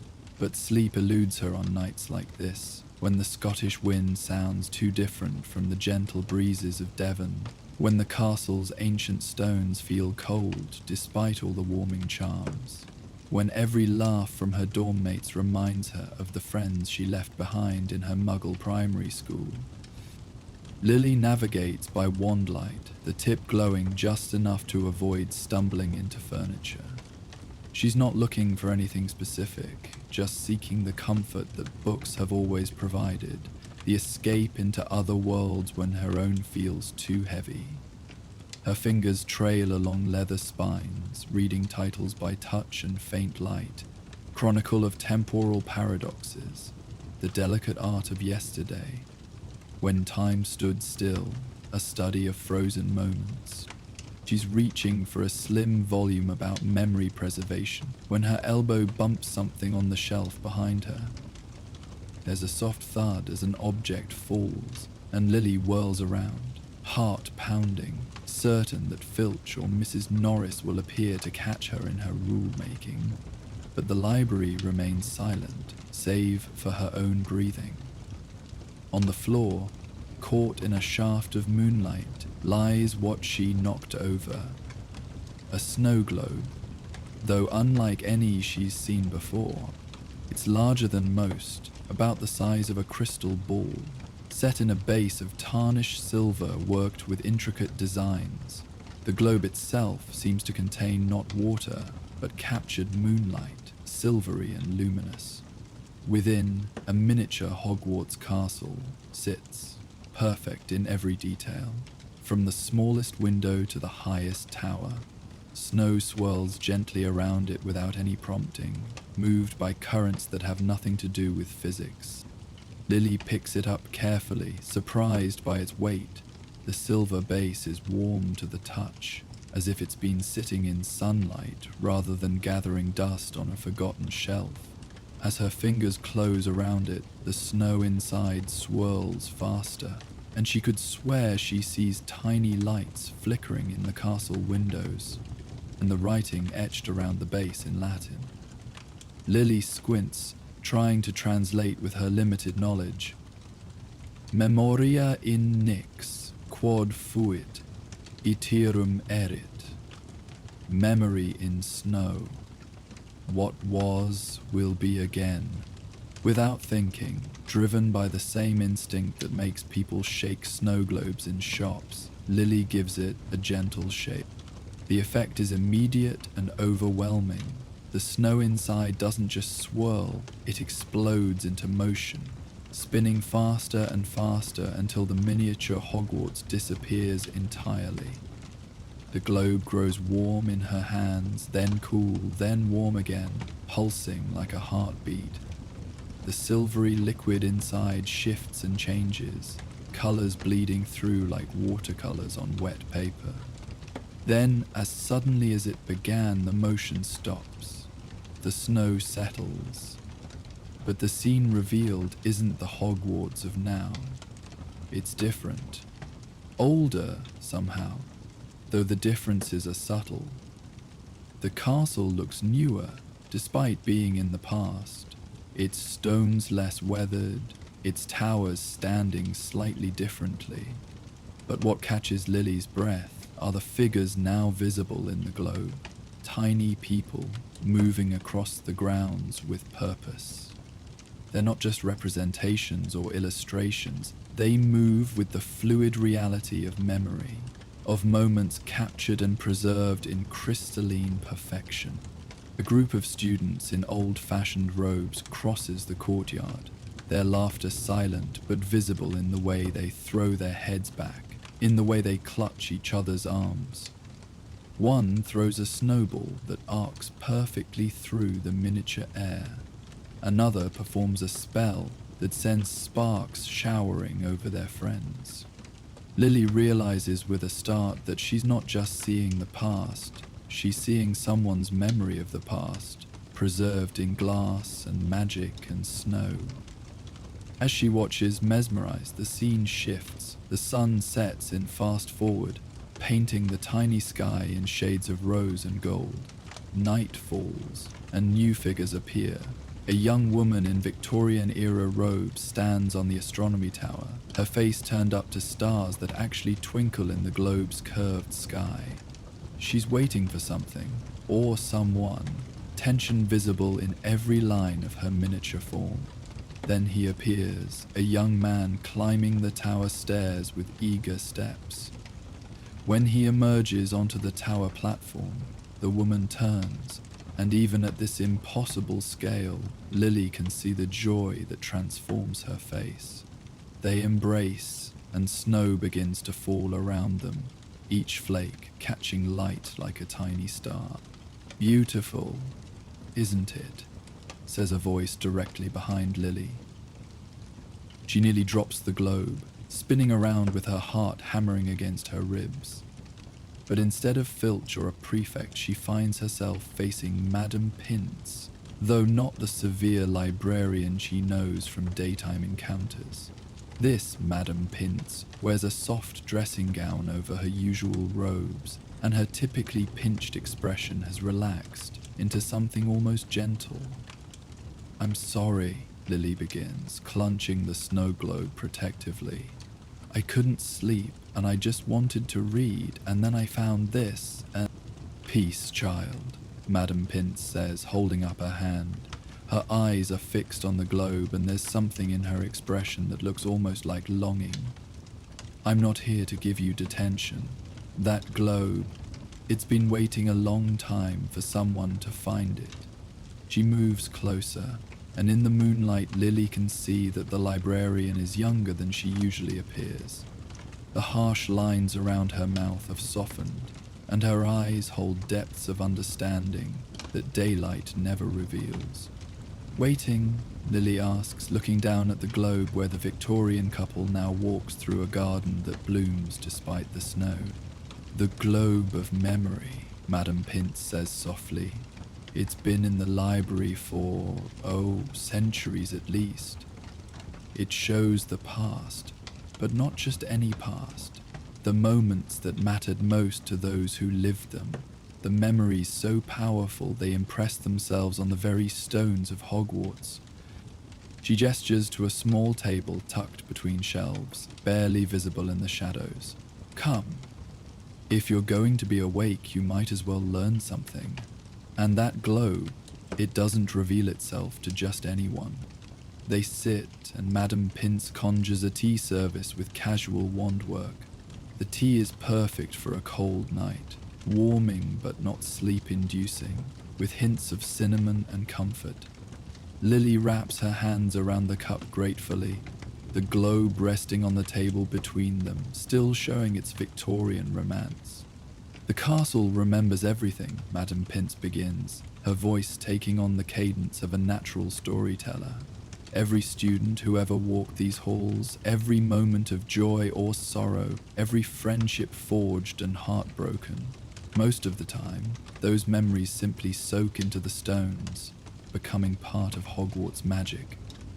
But sometimes—" She reaches out and touches the globe gently, and the scene shifts. Now it shows a medieval great hall, students in rough-spun robes sharing a feast. The detail is extraordinary. Lily can see the expressions on their faces, the way candlelight flickers on pewter plates, the joy in their gestures. "Sometimes," Madame Pince continues, "a memory is so vivid, so emotionally charged, that it crystallizes. The globe of memory finds these crystallized moments and preserves them. Not just the events, but the feelings, the hope, the love, the fear, the triumph." "Whose memories are these?" Lily asks, watching as the medieval scene fades into another.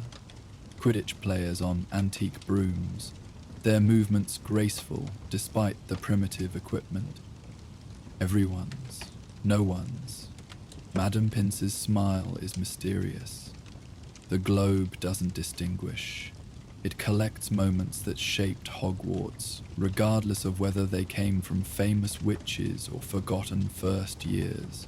What matters is the emotional truth of the moment. She looks at Lily with unexpected kindness. "You're homesick. It's not a question." Lily nods, tears threatening. "Everything here is wonderful," she says quickly. "The magic, the castle, the classes, but it's not home," Madame Pince finishes. "Not yet. I remember that feeling. Would you like to know a secret?" Beatley nods again. "Does the castle. Hogwarts itself was once new, once strange to its first students. The globe shows that too, if you know how to look." She takes the globe in her experienced hands and shakes it in a specific pattern, 3 times clockwise, once counter, then a gentle swirl. The snow inside forms a vortex, and when it settles, the scene has changed dramatically. Now the globe shows Hogwarts under construction. The castle is skeletal, half-built, scaffolding of both wood and magic surrounding incomplete towers. But there are students here already, living in temporary structures, learning magic around campfires. A young girl sits apart from the others, arms wrapped around her knees, looking up at stars that seem foreign. The first homesick student, Madame Pince says softly. A girl from the Orkney Islands, told she had magic, brought to this strange place in the Scottish Highlands. Watch.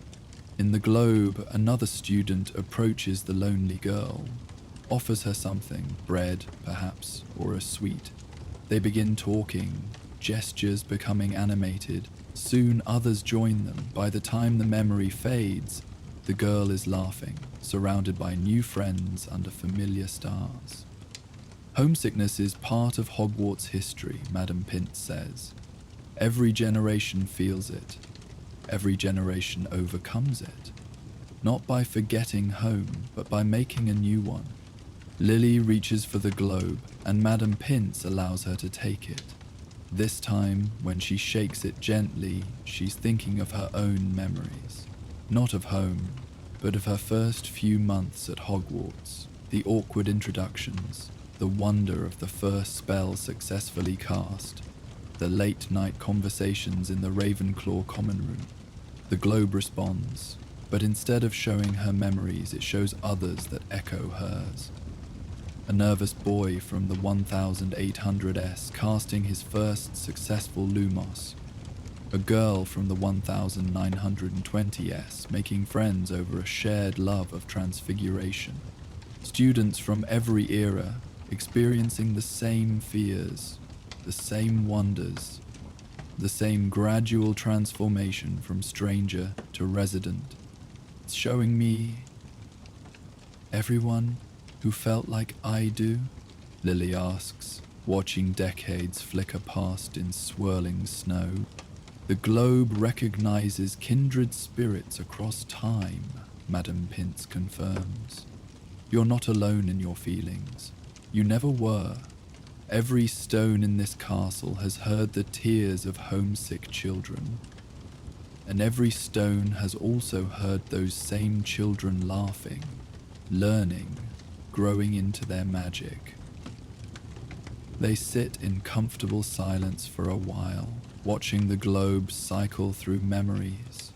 Lily sees Christmas celebrations where students who couldn't go home made their own festivities.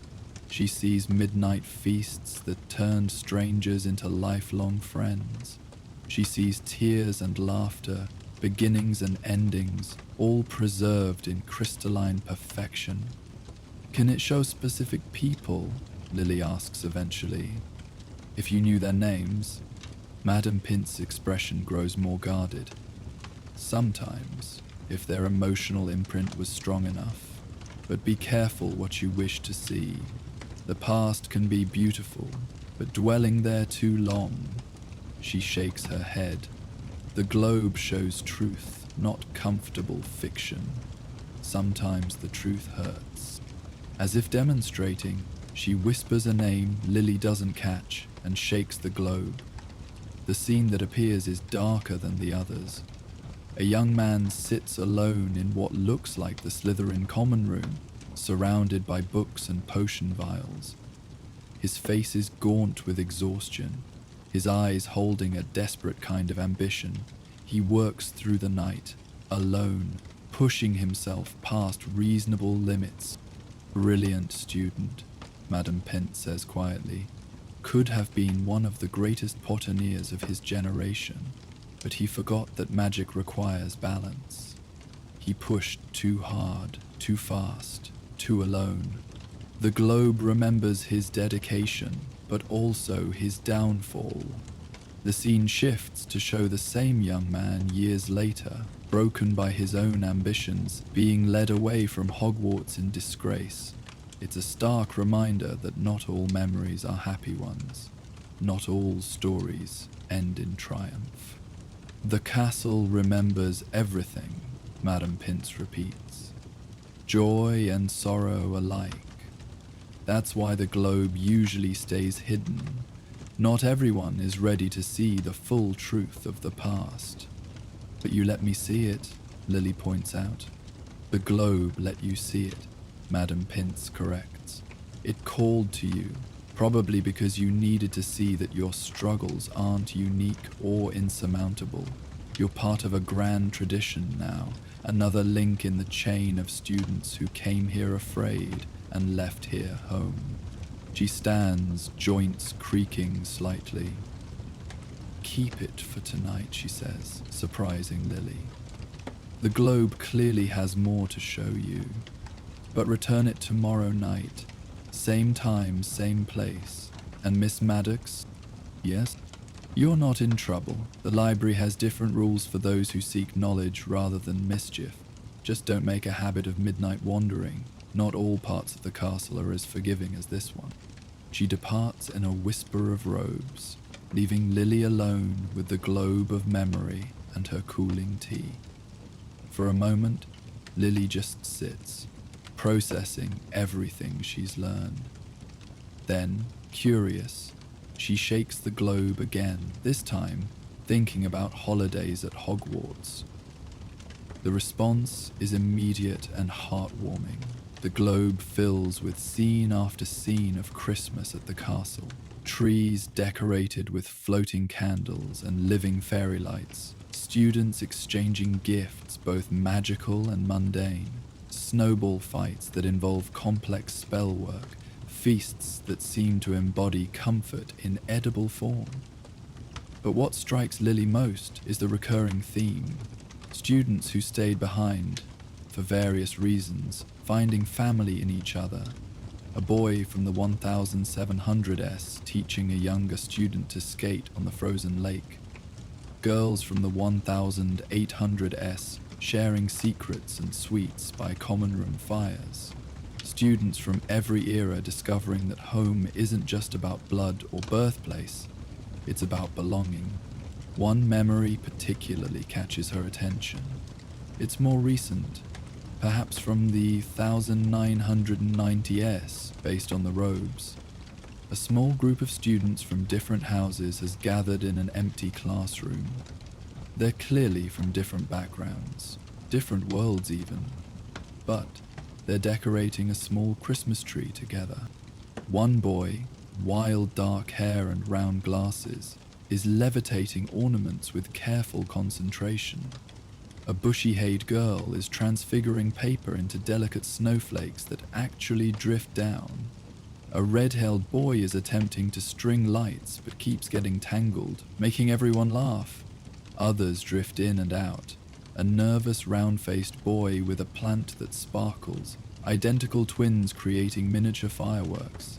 A dreamy blonde girl hanging dirigible plums she insists ward off nargles. What makes Lily's heart clench is the obvious love between them. This isn't just friendship, it's the kind of bond forged in shared adventures, mutual support, chosen family. The globe seems to linger on this memory as if it's particularly precious, particularly powerful. As she watches, the scene shifts slightly. The same group, a bit older now, gathered in what looks like a crisis. The atmosphere is tense, fearful even, but they stand together, united. The girl with bushy hair is explaining something using a complex diagram. The boy with glasses looks determined despite obvious exhaustion. They're all leaning on each other, drawing strength from their bonds. The memory fades before Lily can understand the context, but the emotion remains clear. Together, they could face anything. I want that, Lily whispers to the globe, to the empty library, to herself. I want friends like that. I want to belong like that. The globe pulses gently in her hands, and new scenes appear. These are different. Instead of showing the past, they show patterns, the same types of meetings happening over and over across the centuries. A shy student being invited to study with a group, a lonely child being included in a game, a homesick first year being adopted by older students. The message is clear. These connections aren't unique or rare. They're part of Hogwarts magic, as reliable as the changing staircases or the sorting hat. All Lily has to do is be open to them. She thinks about her own tentative friendships. Rosie from herbology, who always saves her a seat. Marcus, who helps her with transfiguration. Quiet Luna, who shares her love of ancient runes. They're not the inseparable bond she witnessed in the 1990th memory, not yet, but they could be, given time, given trust, given the courage to let people in despite the risk of eventually having to say goodbye. The globe shows her more recent memories now, responding to her shifting thoughts. Students from just a few years ago facing their own challenges. A girl who struggles with dyslexia finding friends who help her develop new ways to study. A boy whose magic manifests differently, being supported by classmates who see his unique gifts. A student grieving a loss being held by friends who simply sit with them in silence, offering presents instead of empty words. Everyone's fighting something, Lily murmurs, understanding dawning. Everyone needs someone. She shakes the globe one more time, not thinking of anything specific, just open to whatever it wants to show her. The snow swirls lazily this time, taking its time to settle. When it does, the scene is simple but profound. It's the Hogwarts Express, but seen from above. The train winds through Scottish countryside, carrying its precious cargo of students toward the castle. But the globe's magic lets Lily see inside the carriages, shows her the moments usually hidden. Here, an older student comforts a crying first year, sharing chocolate and stories. There, a group plays exploding Snap, their laughter brightening the whole compartment. In another carriage, two former enemies share a awkward but genuine conversation, old wounds beginning to heal. Throughout the train, connections form and strengthen, the everyday magic of human relationship. The scene pulls back further, showing the train's destination. Hogwarts waits, lit warmly against the gathering dusk, looking exactly like what it is, a home for those who need it, a sanctuary for the magical, a place where loneliness comes to die and friendship comes to flourish. Lily realizes she's crying only when a tear drops onto the globe, where it's absorbed into the swirling snow. She's not sad, exactly. She's overwhelmed by the understanding that she's part of something so much bigger than herself. Her homesickness hasn't disappeared, but it's transformed into something more complex. Appreciation for what was, mixed with anticipation for what could be. She carefully wraps the globe in her scarf and makes her way back to Ravenclaw Tower, moving through the sleeping castle with new eyes. These corridors have seen so much, so many students finding their way, making mistakes, growing into themselves. The very stones seem to pulse with accumulated life, with all the dreams and fears and loves of centuries. In the common room, embers still glow in the fireplace. Lily pauses, then carefully unwraps the globe one more time. She doesn't shake it, just holds it up to catch the dying firelight. The miniature Hogwarts inside glows warmly, and she could swear she sees a tiny figure in one of the Ravenclaw Tower windows. A girl with a snow globe, looking out at the same view Lily sees now. Past and present collapse into a single moment of understanding. She's exactly where she needs to be. The next night, Lily returns to the library as promised. Madame Pince is waiting. looking more like her severe daytime self, but with a knowing glint in her eyes. "Well," she asks as Lily carefully places the globe back on its shelf, "what did you learn?" "I'm not alone," Lily says simply. "That I never was. That homesickness is just love with nowhere to go, and that maybe I can spread that love here instead of saving it all for home." Madam Pince nods approvingly. The globe chose well. Not everyone who finds it understands its true message. Some see only the past's glory and forget to build their own future. Others become lost in nostalgia. But you saw what it was really showing you. Connection, Lily says. Through time, through space, through difference. We're all connected by the experience of being here, of being magical, of being human. Indeed. Madame Pince turns to go, then pauses. "The globe will be here if you ever truly need it again, but I suspect you won't. Those who understand its lesson rarely need reminding." As Lily heads back to her dormitory, she feels lighter despite the late hour. Tomorrow she'll sit with Rosie at breakfast, really talk to her instead of just sharing space. She'll accept Marcus's offer to study together. She'll invite quiet Luna to explore the castle, maybe find their own secret spots to make memories. The globe of memory has shown her that the past is always present at Hogwarts, that every student who ever felt lost or lonely or homesick left traces of how they found their way. She's not walking these corridors alone. She's accompanied by the ghosts of everyone who ever walked them before, all of them whispering the same message: you belong, you will find your place. This will become home. In the library, the globe sits quietly on its shelf, snow drifting gently around its miniature castle. It's shown what needed showing, offered what needed offering. Now it waits, patient as always, for the next lonely soul who needs to see that they're part of an endless chain of belonging, stretching back to Hogwarts' founding and forward to futures yet unimagined. The magic isn't in the globe itself, Lily realizes as she climbs into bed.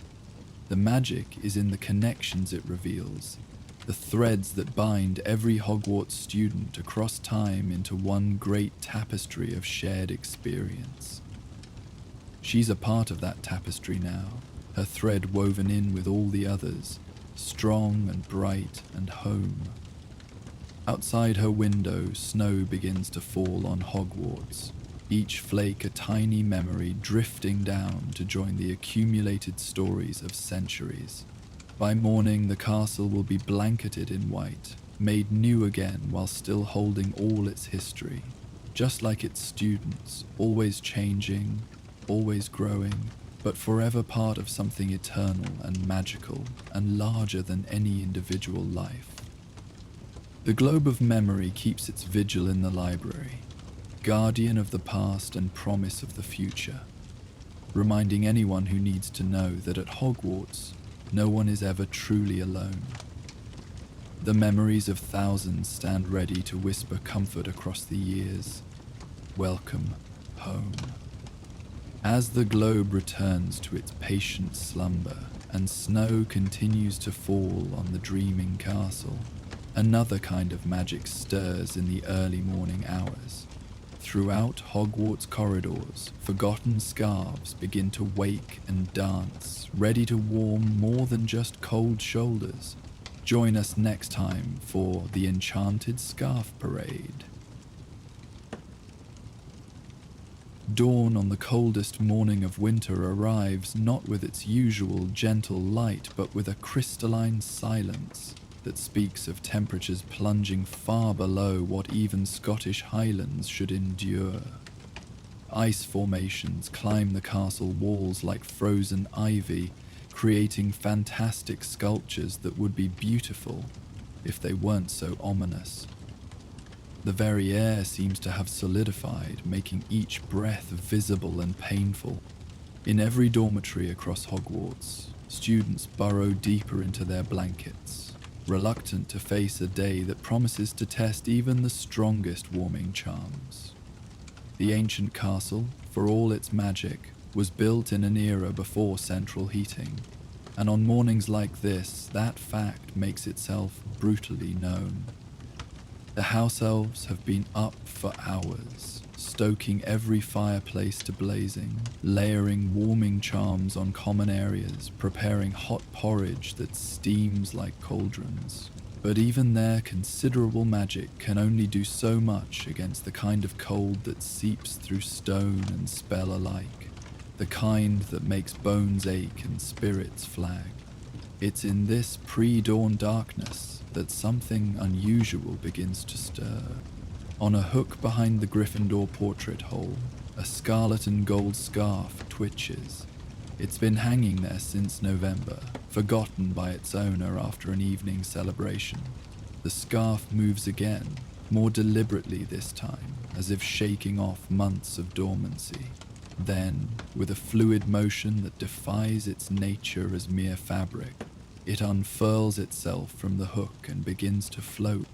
In the Ravenclaw Tower, a blue and bronze scarf left draped over a chair performs a similar awakening. Its ends lift like a creature stretching after long sleep, and it rises into the air with graceful purpose.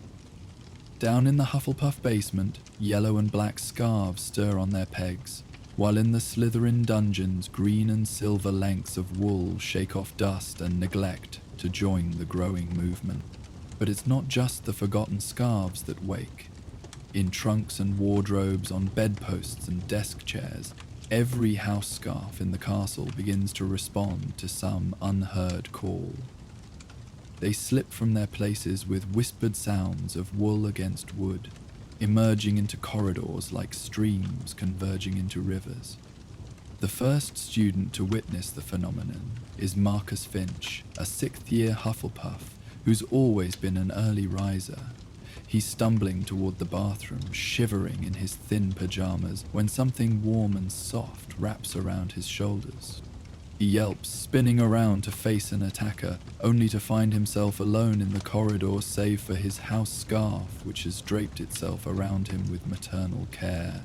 The scarf adjusts itself, tucking its ends securely, and Marcus realizes with wonder that it's not just warm, it's the perfect temperature, as if it's been warming by a fire just for him.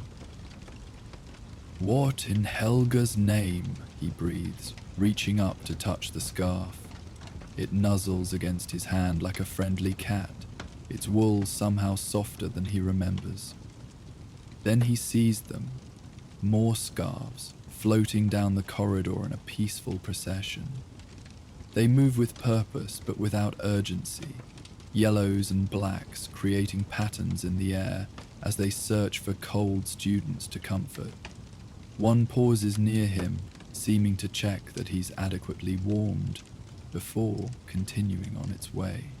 Similar scenes play out across the castle as students wake to find their scarves have taken on lives of their own. In Gryffindor Tower, Ginny Weasley watches in amazement as her scarf performs a cheerful loop-de-loop before settling around her neck, bringing with it warmth that seems to sink into her very bones. The scarf hums, actually hums, a tune she recognizes as the Gryffindor Quidditch victory song. "Are you happy?" she asks tentatively, feeling slightly mad for talking to clothing. The scarf squeezes gently in what feels unmistakably like a hug, and Ginny laughs despite herself. Around her, other Gryffindors are experiencing similar reunions, their scarves greeting them like excited puppies, all warm wool and affectionate wrapping. In the Slytherin dungeons, where the cold is particularly bitter, Draco Malfoy maintains his dignity even as his scarf performs elegant spirals around him before settling with aristocratic precision. But Pansy Parkinson catches him smiling when the scarf adjusts itself to cover a gap where cold air was seeping in. Its touch gentle as a mother's hand. "Don't look at me like that," he mutters when he catches her watching. It's just efficient. But his hand strokes the soft wool with unconscious affection, and the scarf preens under the attention, its silver threads catching the light with extra brilliance. Theodore Knott, usually so reserved and self-contained, actually gasps when his scarf wraps around him. It doesn't just warm, it seems to understand his chronic difficulty with cold, how his thin frame never quite retains heat properly. The scarf doubles itself, creating extra layers around his torso, and for the first time in months, Theodore feels truly warm. The Ravenclaw scarves demonstrate their house's intellectual nature by organizing themselves into complex flying formations as they seek their owners. They create geometric patterns in the air, helixes and figure eights, and mathematical curves that Luna Lovegood identifies as probably communicating in textile mathematics. Luna's own scarf has found her in the common room and is currently engaged in what appears to be an interpretive dance around her, its movements matching the dreamy ways she sways while reading. Every few moments it brushes against her cheek or hands, checking her temperature with delicate concern. They're not just scarves anymore, she observes to anyone listening. They've been absorbing magic all these years, soaking up the emotions and needs of their wearers. Now they're giving it all back. Her theory gains credence as the scarves continue to demonstrate uncanny awareness of their owner's specific needs. A first-year Ravenclaw who lost her original scarf in October watches with tears in her eyes as an older scarf, one that's been in the lost property box for years, floats to her and wraps itself around her with particular gentleness, as if it's been waiting for someone who needed it most. In the Great Hall where students are gathering for breakfast despite the cold, the scarf parade reaches its full magnificence.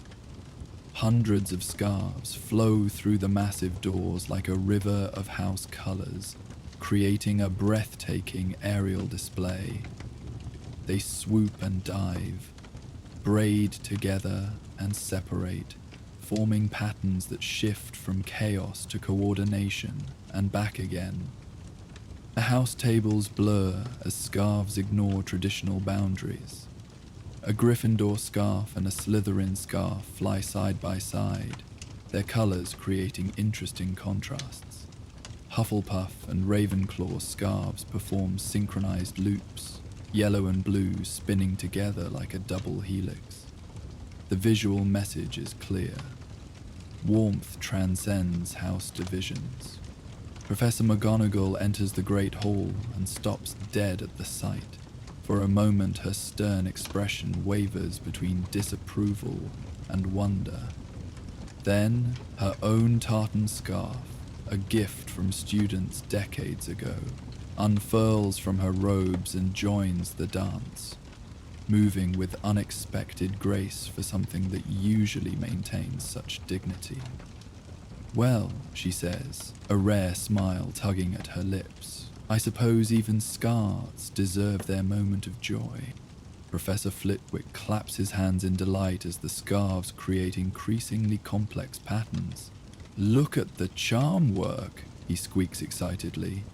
They're using warming spells, animation charms, empathy enchantments, all woven together through years of proximity to magical auras. Absolutely fascinating.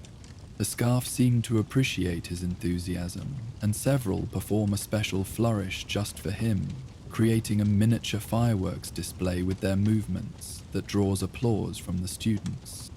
But the scarves aren't content with mere display. They have a mission, and that becomes clear as they begin seeking out specific students with purposeful intent.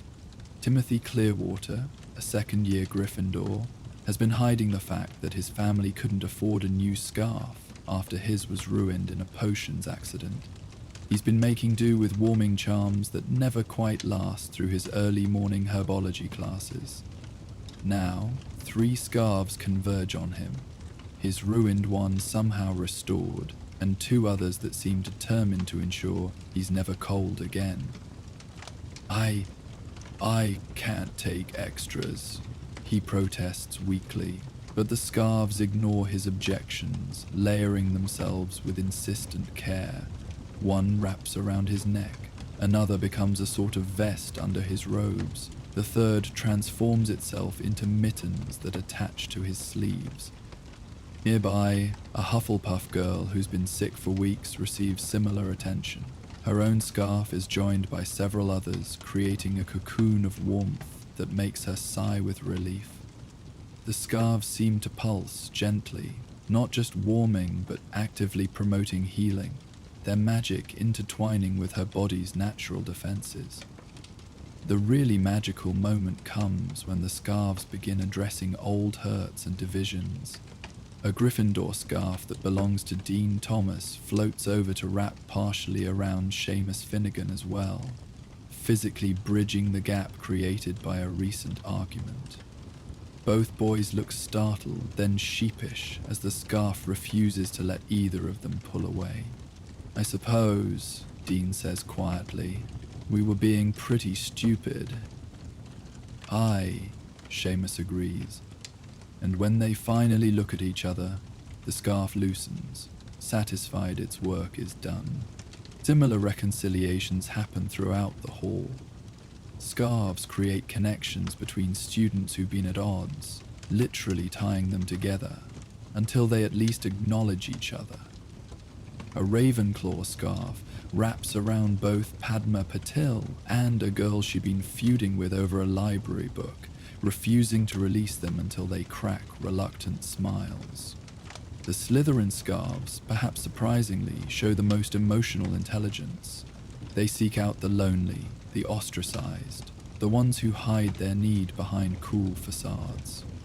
A 7th year who's been isolated due to his parents' political stance finds himself surrounded by a gentle cloud of green and silver, the scarves creating a barrier between him and hostile glares, while offering comfort he didn't know he needed. Even Argus Filch isn't immune to the scarves' charm. A ancient scarf, so old its colors have faded to uncertainty, creaks its way to him, wrapping around his perpetually cold hands with determination. For a moment, the caretaker's face softens, and several students swear they see him blink away tears as he strokes the worn wool. Had one like this when I was, he mutters, then catches himself and resumes his usual scowl. But he doesn't remove the scarf, and his complaints about mess and disorder lack their usual venom. The true magic of the morning reveals itself as students realize the scarves aren't just providing physical warmth. Each scarf carries with it the accumulated comfort of every moment it's been worn, every Quidditch victory celebration, every late-night study session, every tearful goodbye at the train station. They're vessels of memory and emotion, and they're sharing those feelings with their wearers. Harry Potter's scarf wraps around him with particular affection, and he gasps as he feels echoes of every time it's kept him warm, flying through winter storms seeking the snitch, walking to Hagrid's hut through snow, sitting by the common room fire with Ron and Hermione. The scarf carries the warmth of friendship, of belonging, of home. It remembers, he says wonderingly, and Hermione nods, her own scarf performing a gentle dance around her shoulders. Doing their lives, after all, she says, voice thick with emotion. Every moment of comfort, every time they made us feel better, safer, warmer. They'd been collecting those feelings, and now they're giving them back. The morning progresses unlike any other at Hogwarts. Classes are delayed by mutual agreement of the professors, who are as enchanted as their students by the phenomenon. The scarves continue their parade, creating increasingly elaborate displays that seem designed purely to spread joy. A group of scarves forms a massive lion in the air above the Gryffindor table, roaring silently before dissolving into individual scarves that rain down gently on laughing students. The Hufflepuff scarves create a badger that actually appears to dig through the air, while the Ravenclaw eagle soars majestically and the Slytherin serpent winds between the floating candles with sinuous grace. But perhaps the most magical moment comes when all the scarves rise together, house colors mixing in a spectacular spiral that reaches toward the enchanted ceiling. They fly as one, no longer separated by color or allegiance, creating a column of unity that brings spontaneous applause from everyone in the hall. As they reach the peak of their flight, something extraordinary happens. The scarves begin to sing, not with voices, but with the whisper of wool against air, creating a harmony that resonates in listeners' chests. It's a song without words, but everyone understands its meaning. You are warm, you are safe, you are home, you are loved.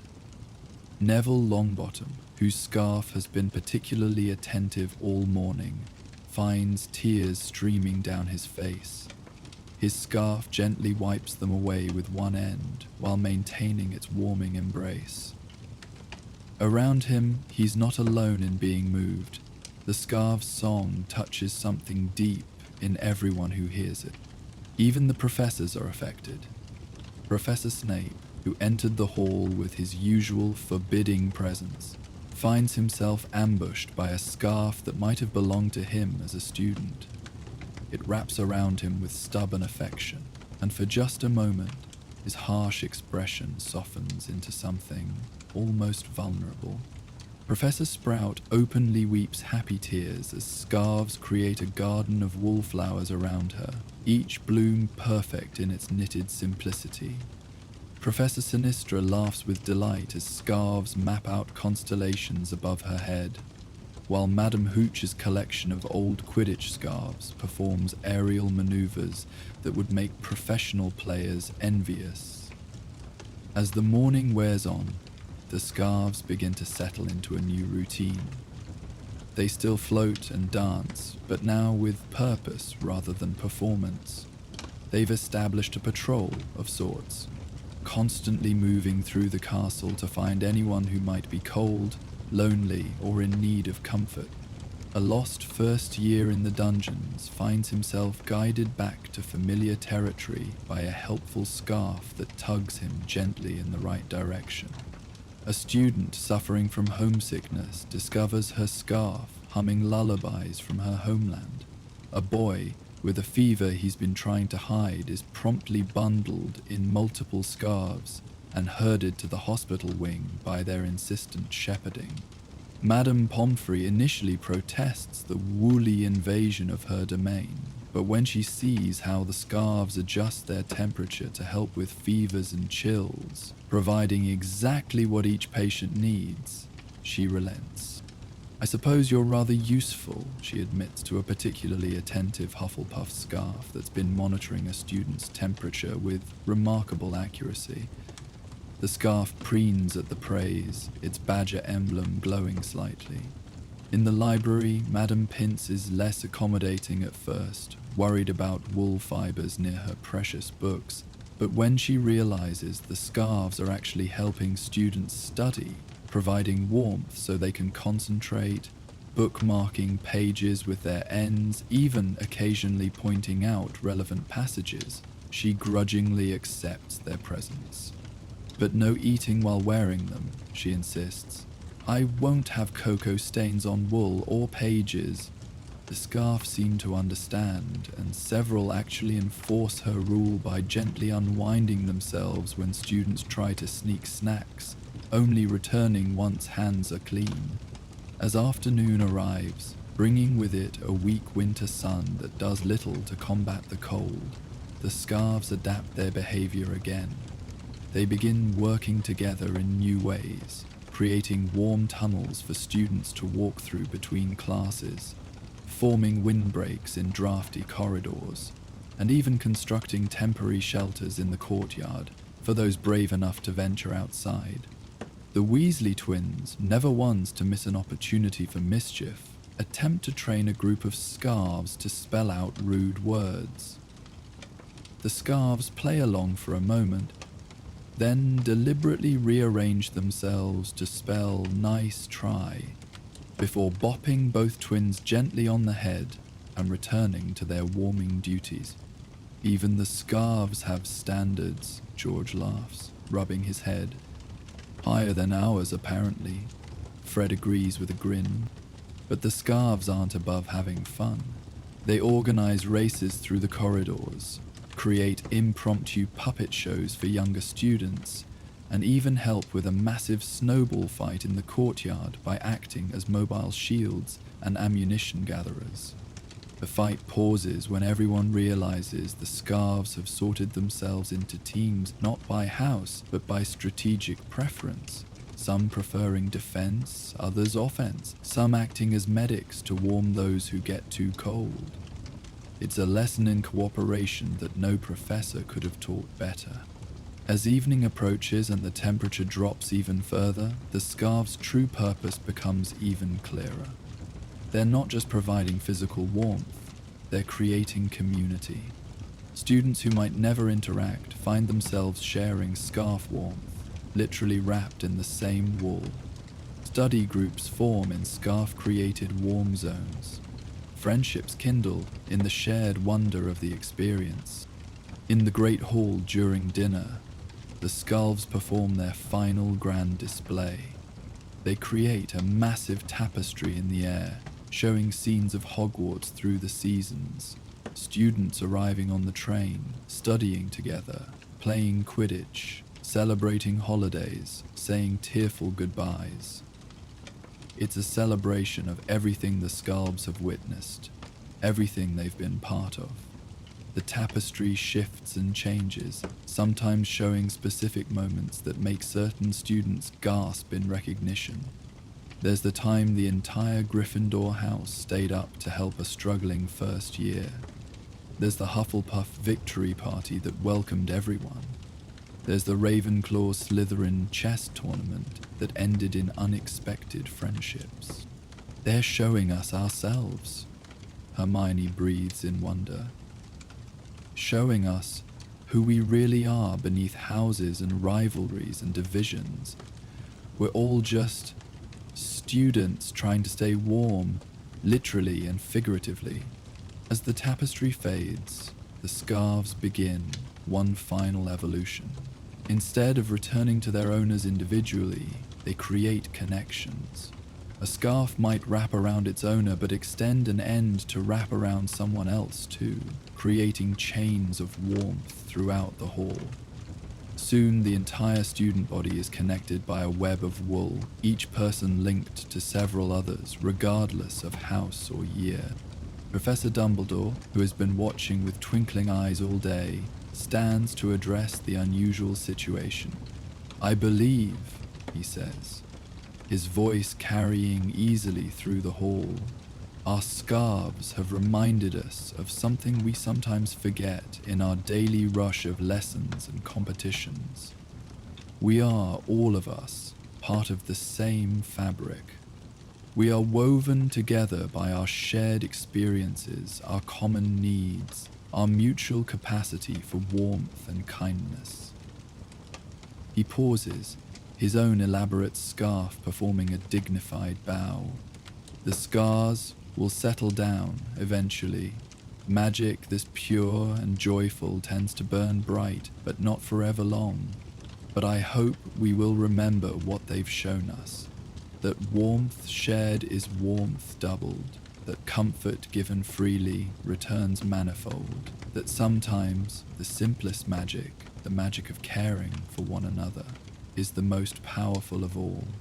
As if understanding his words, the scarves begin to gently disengage from their web, returning to their individual owners.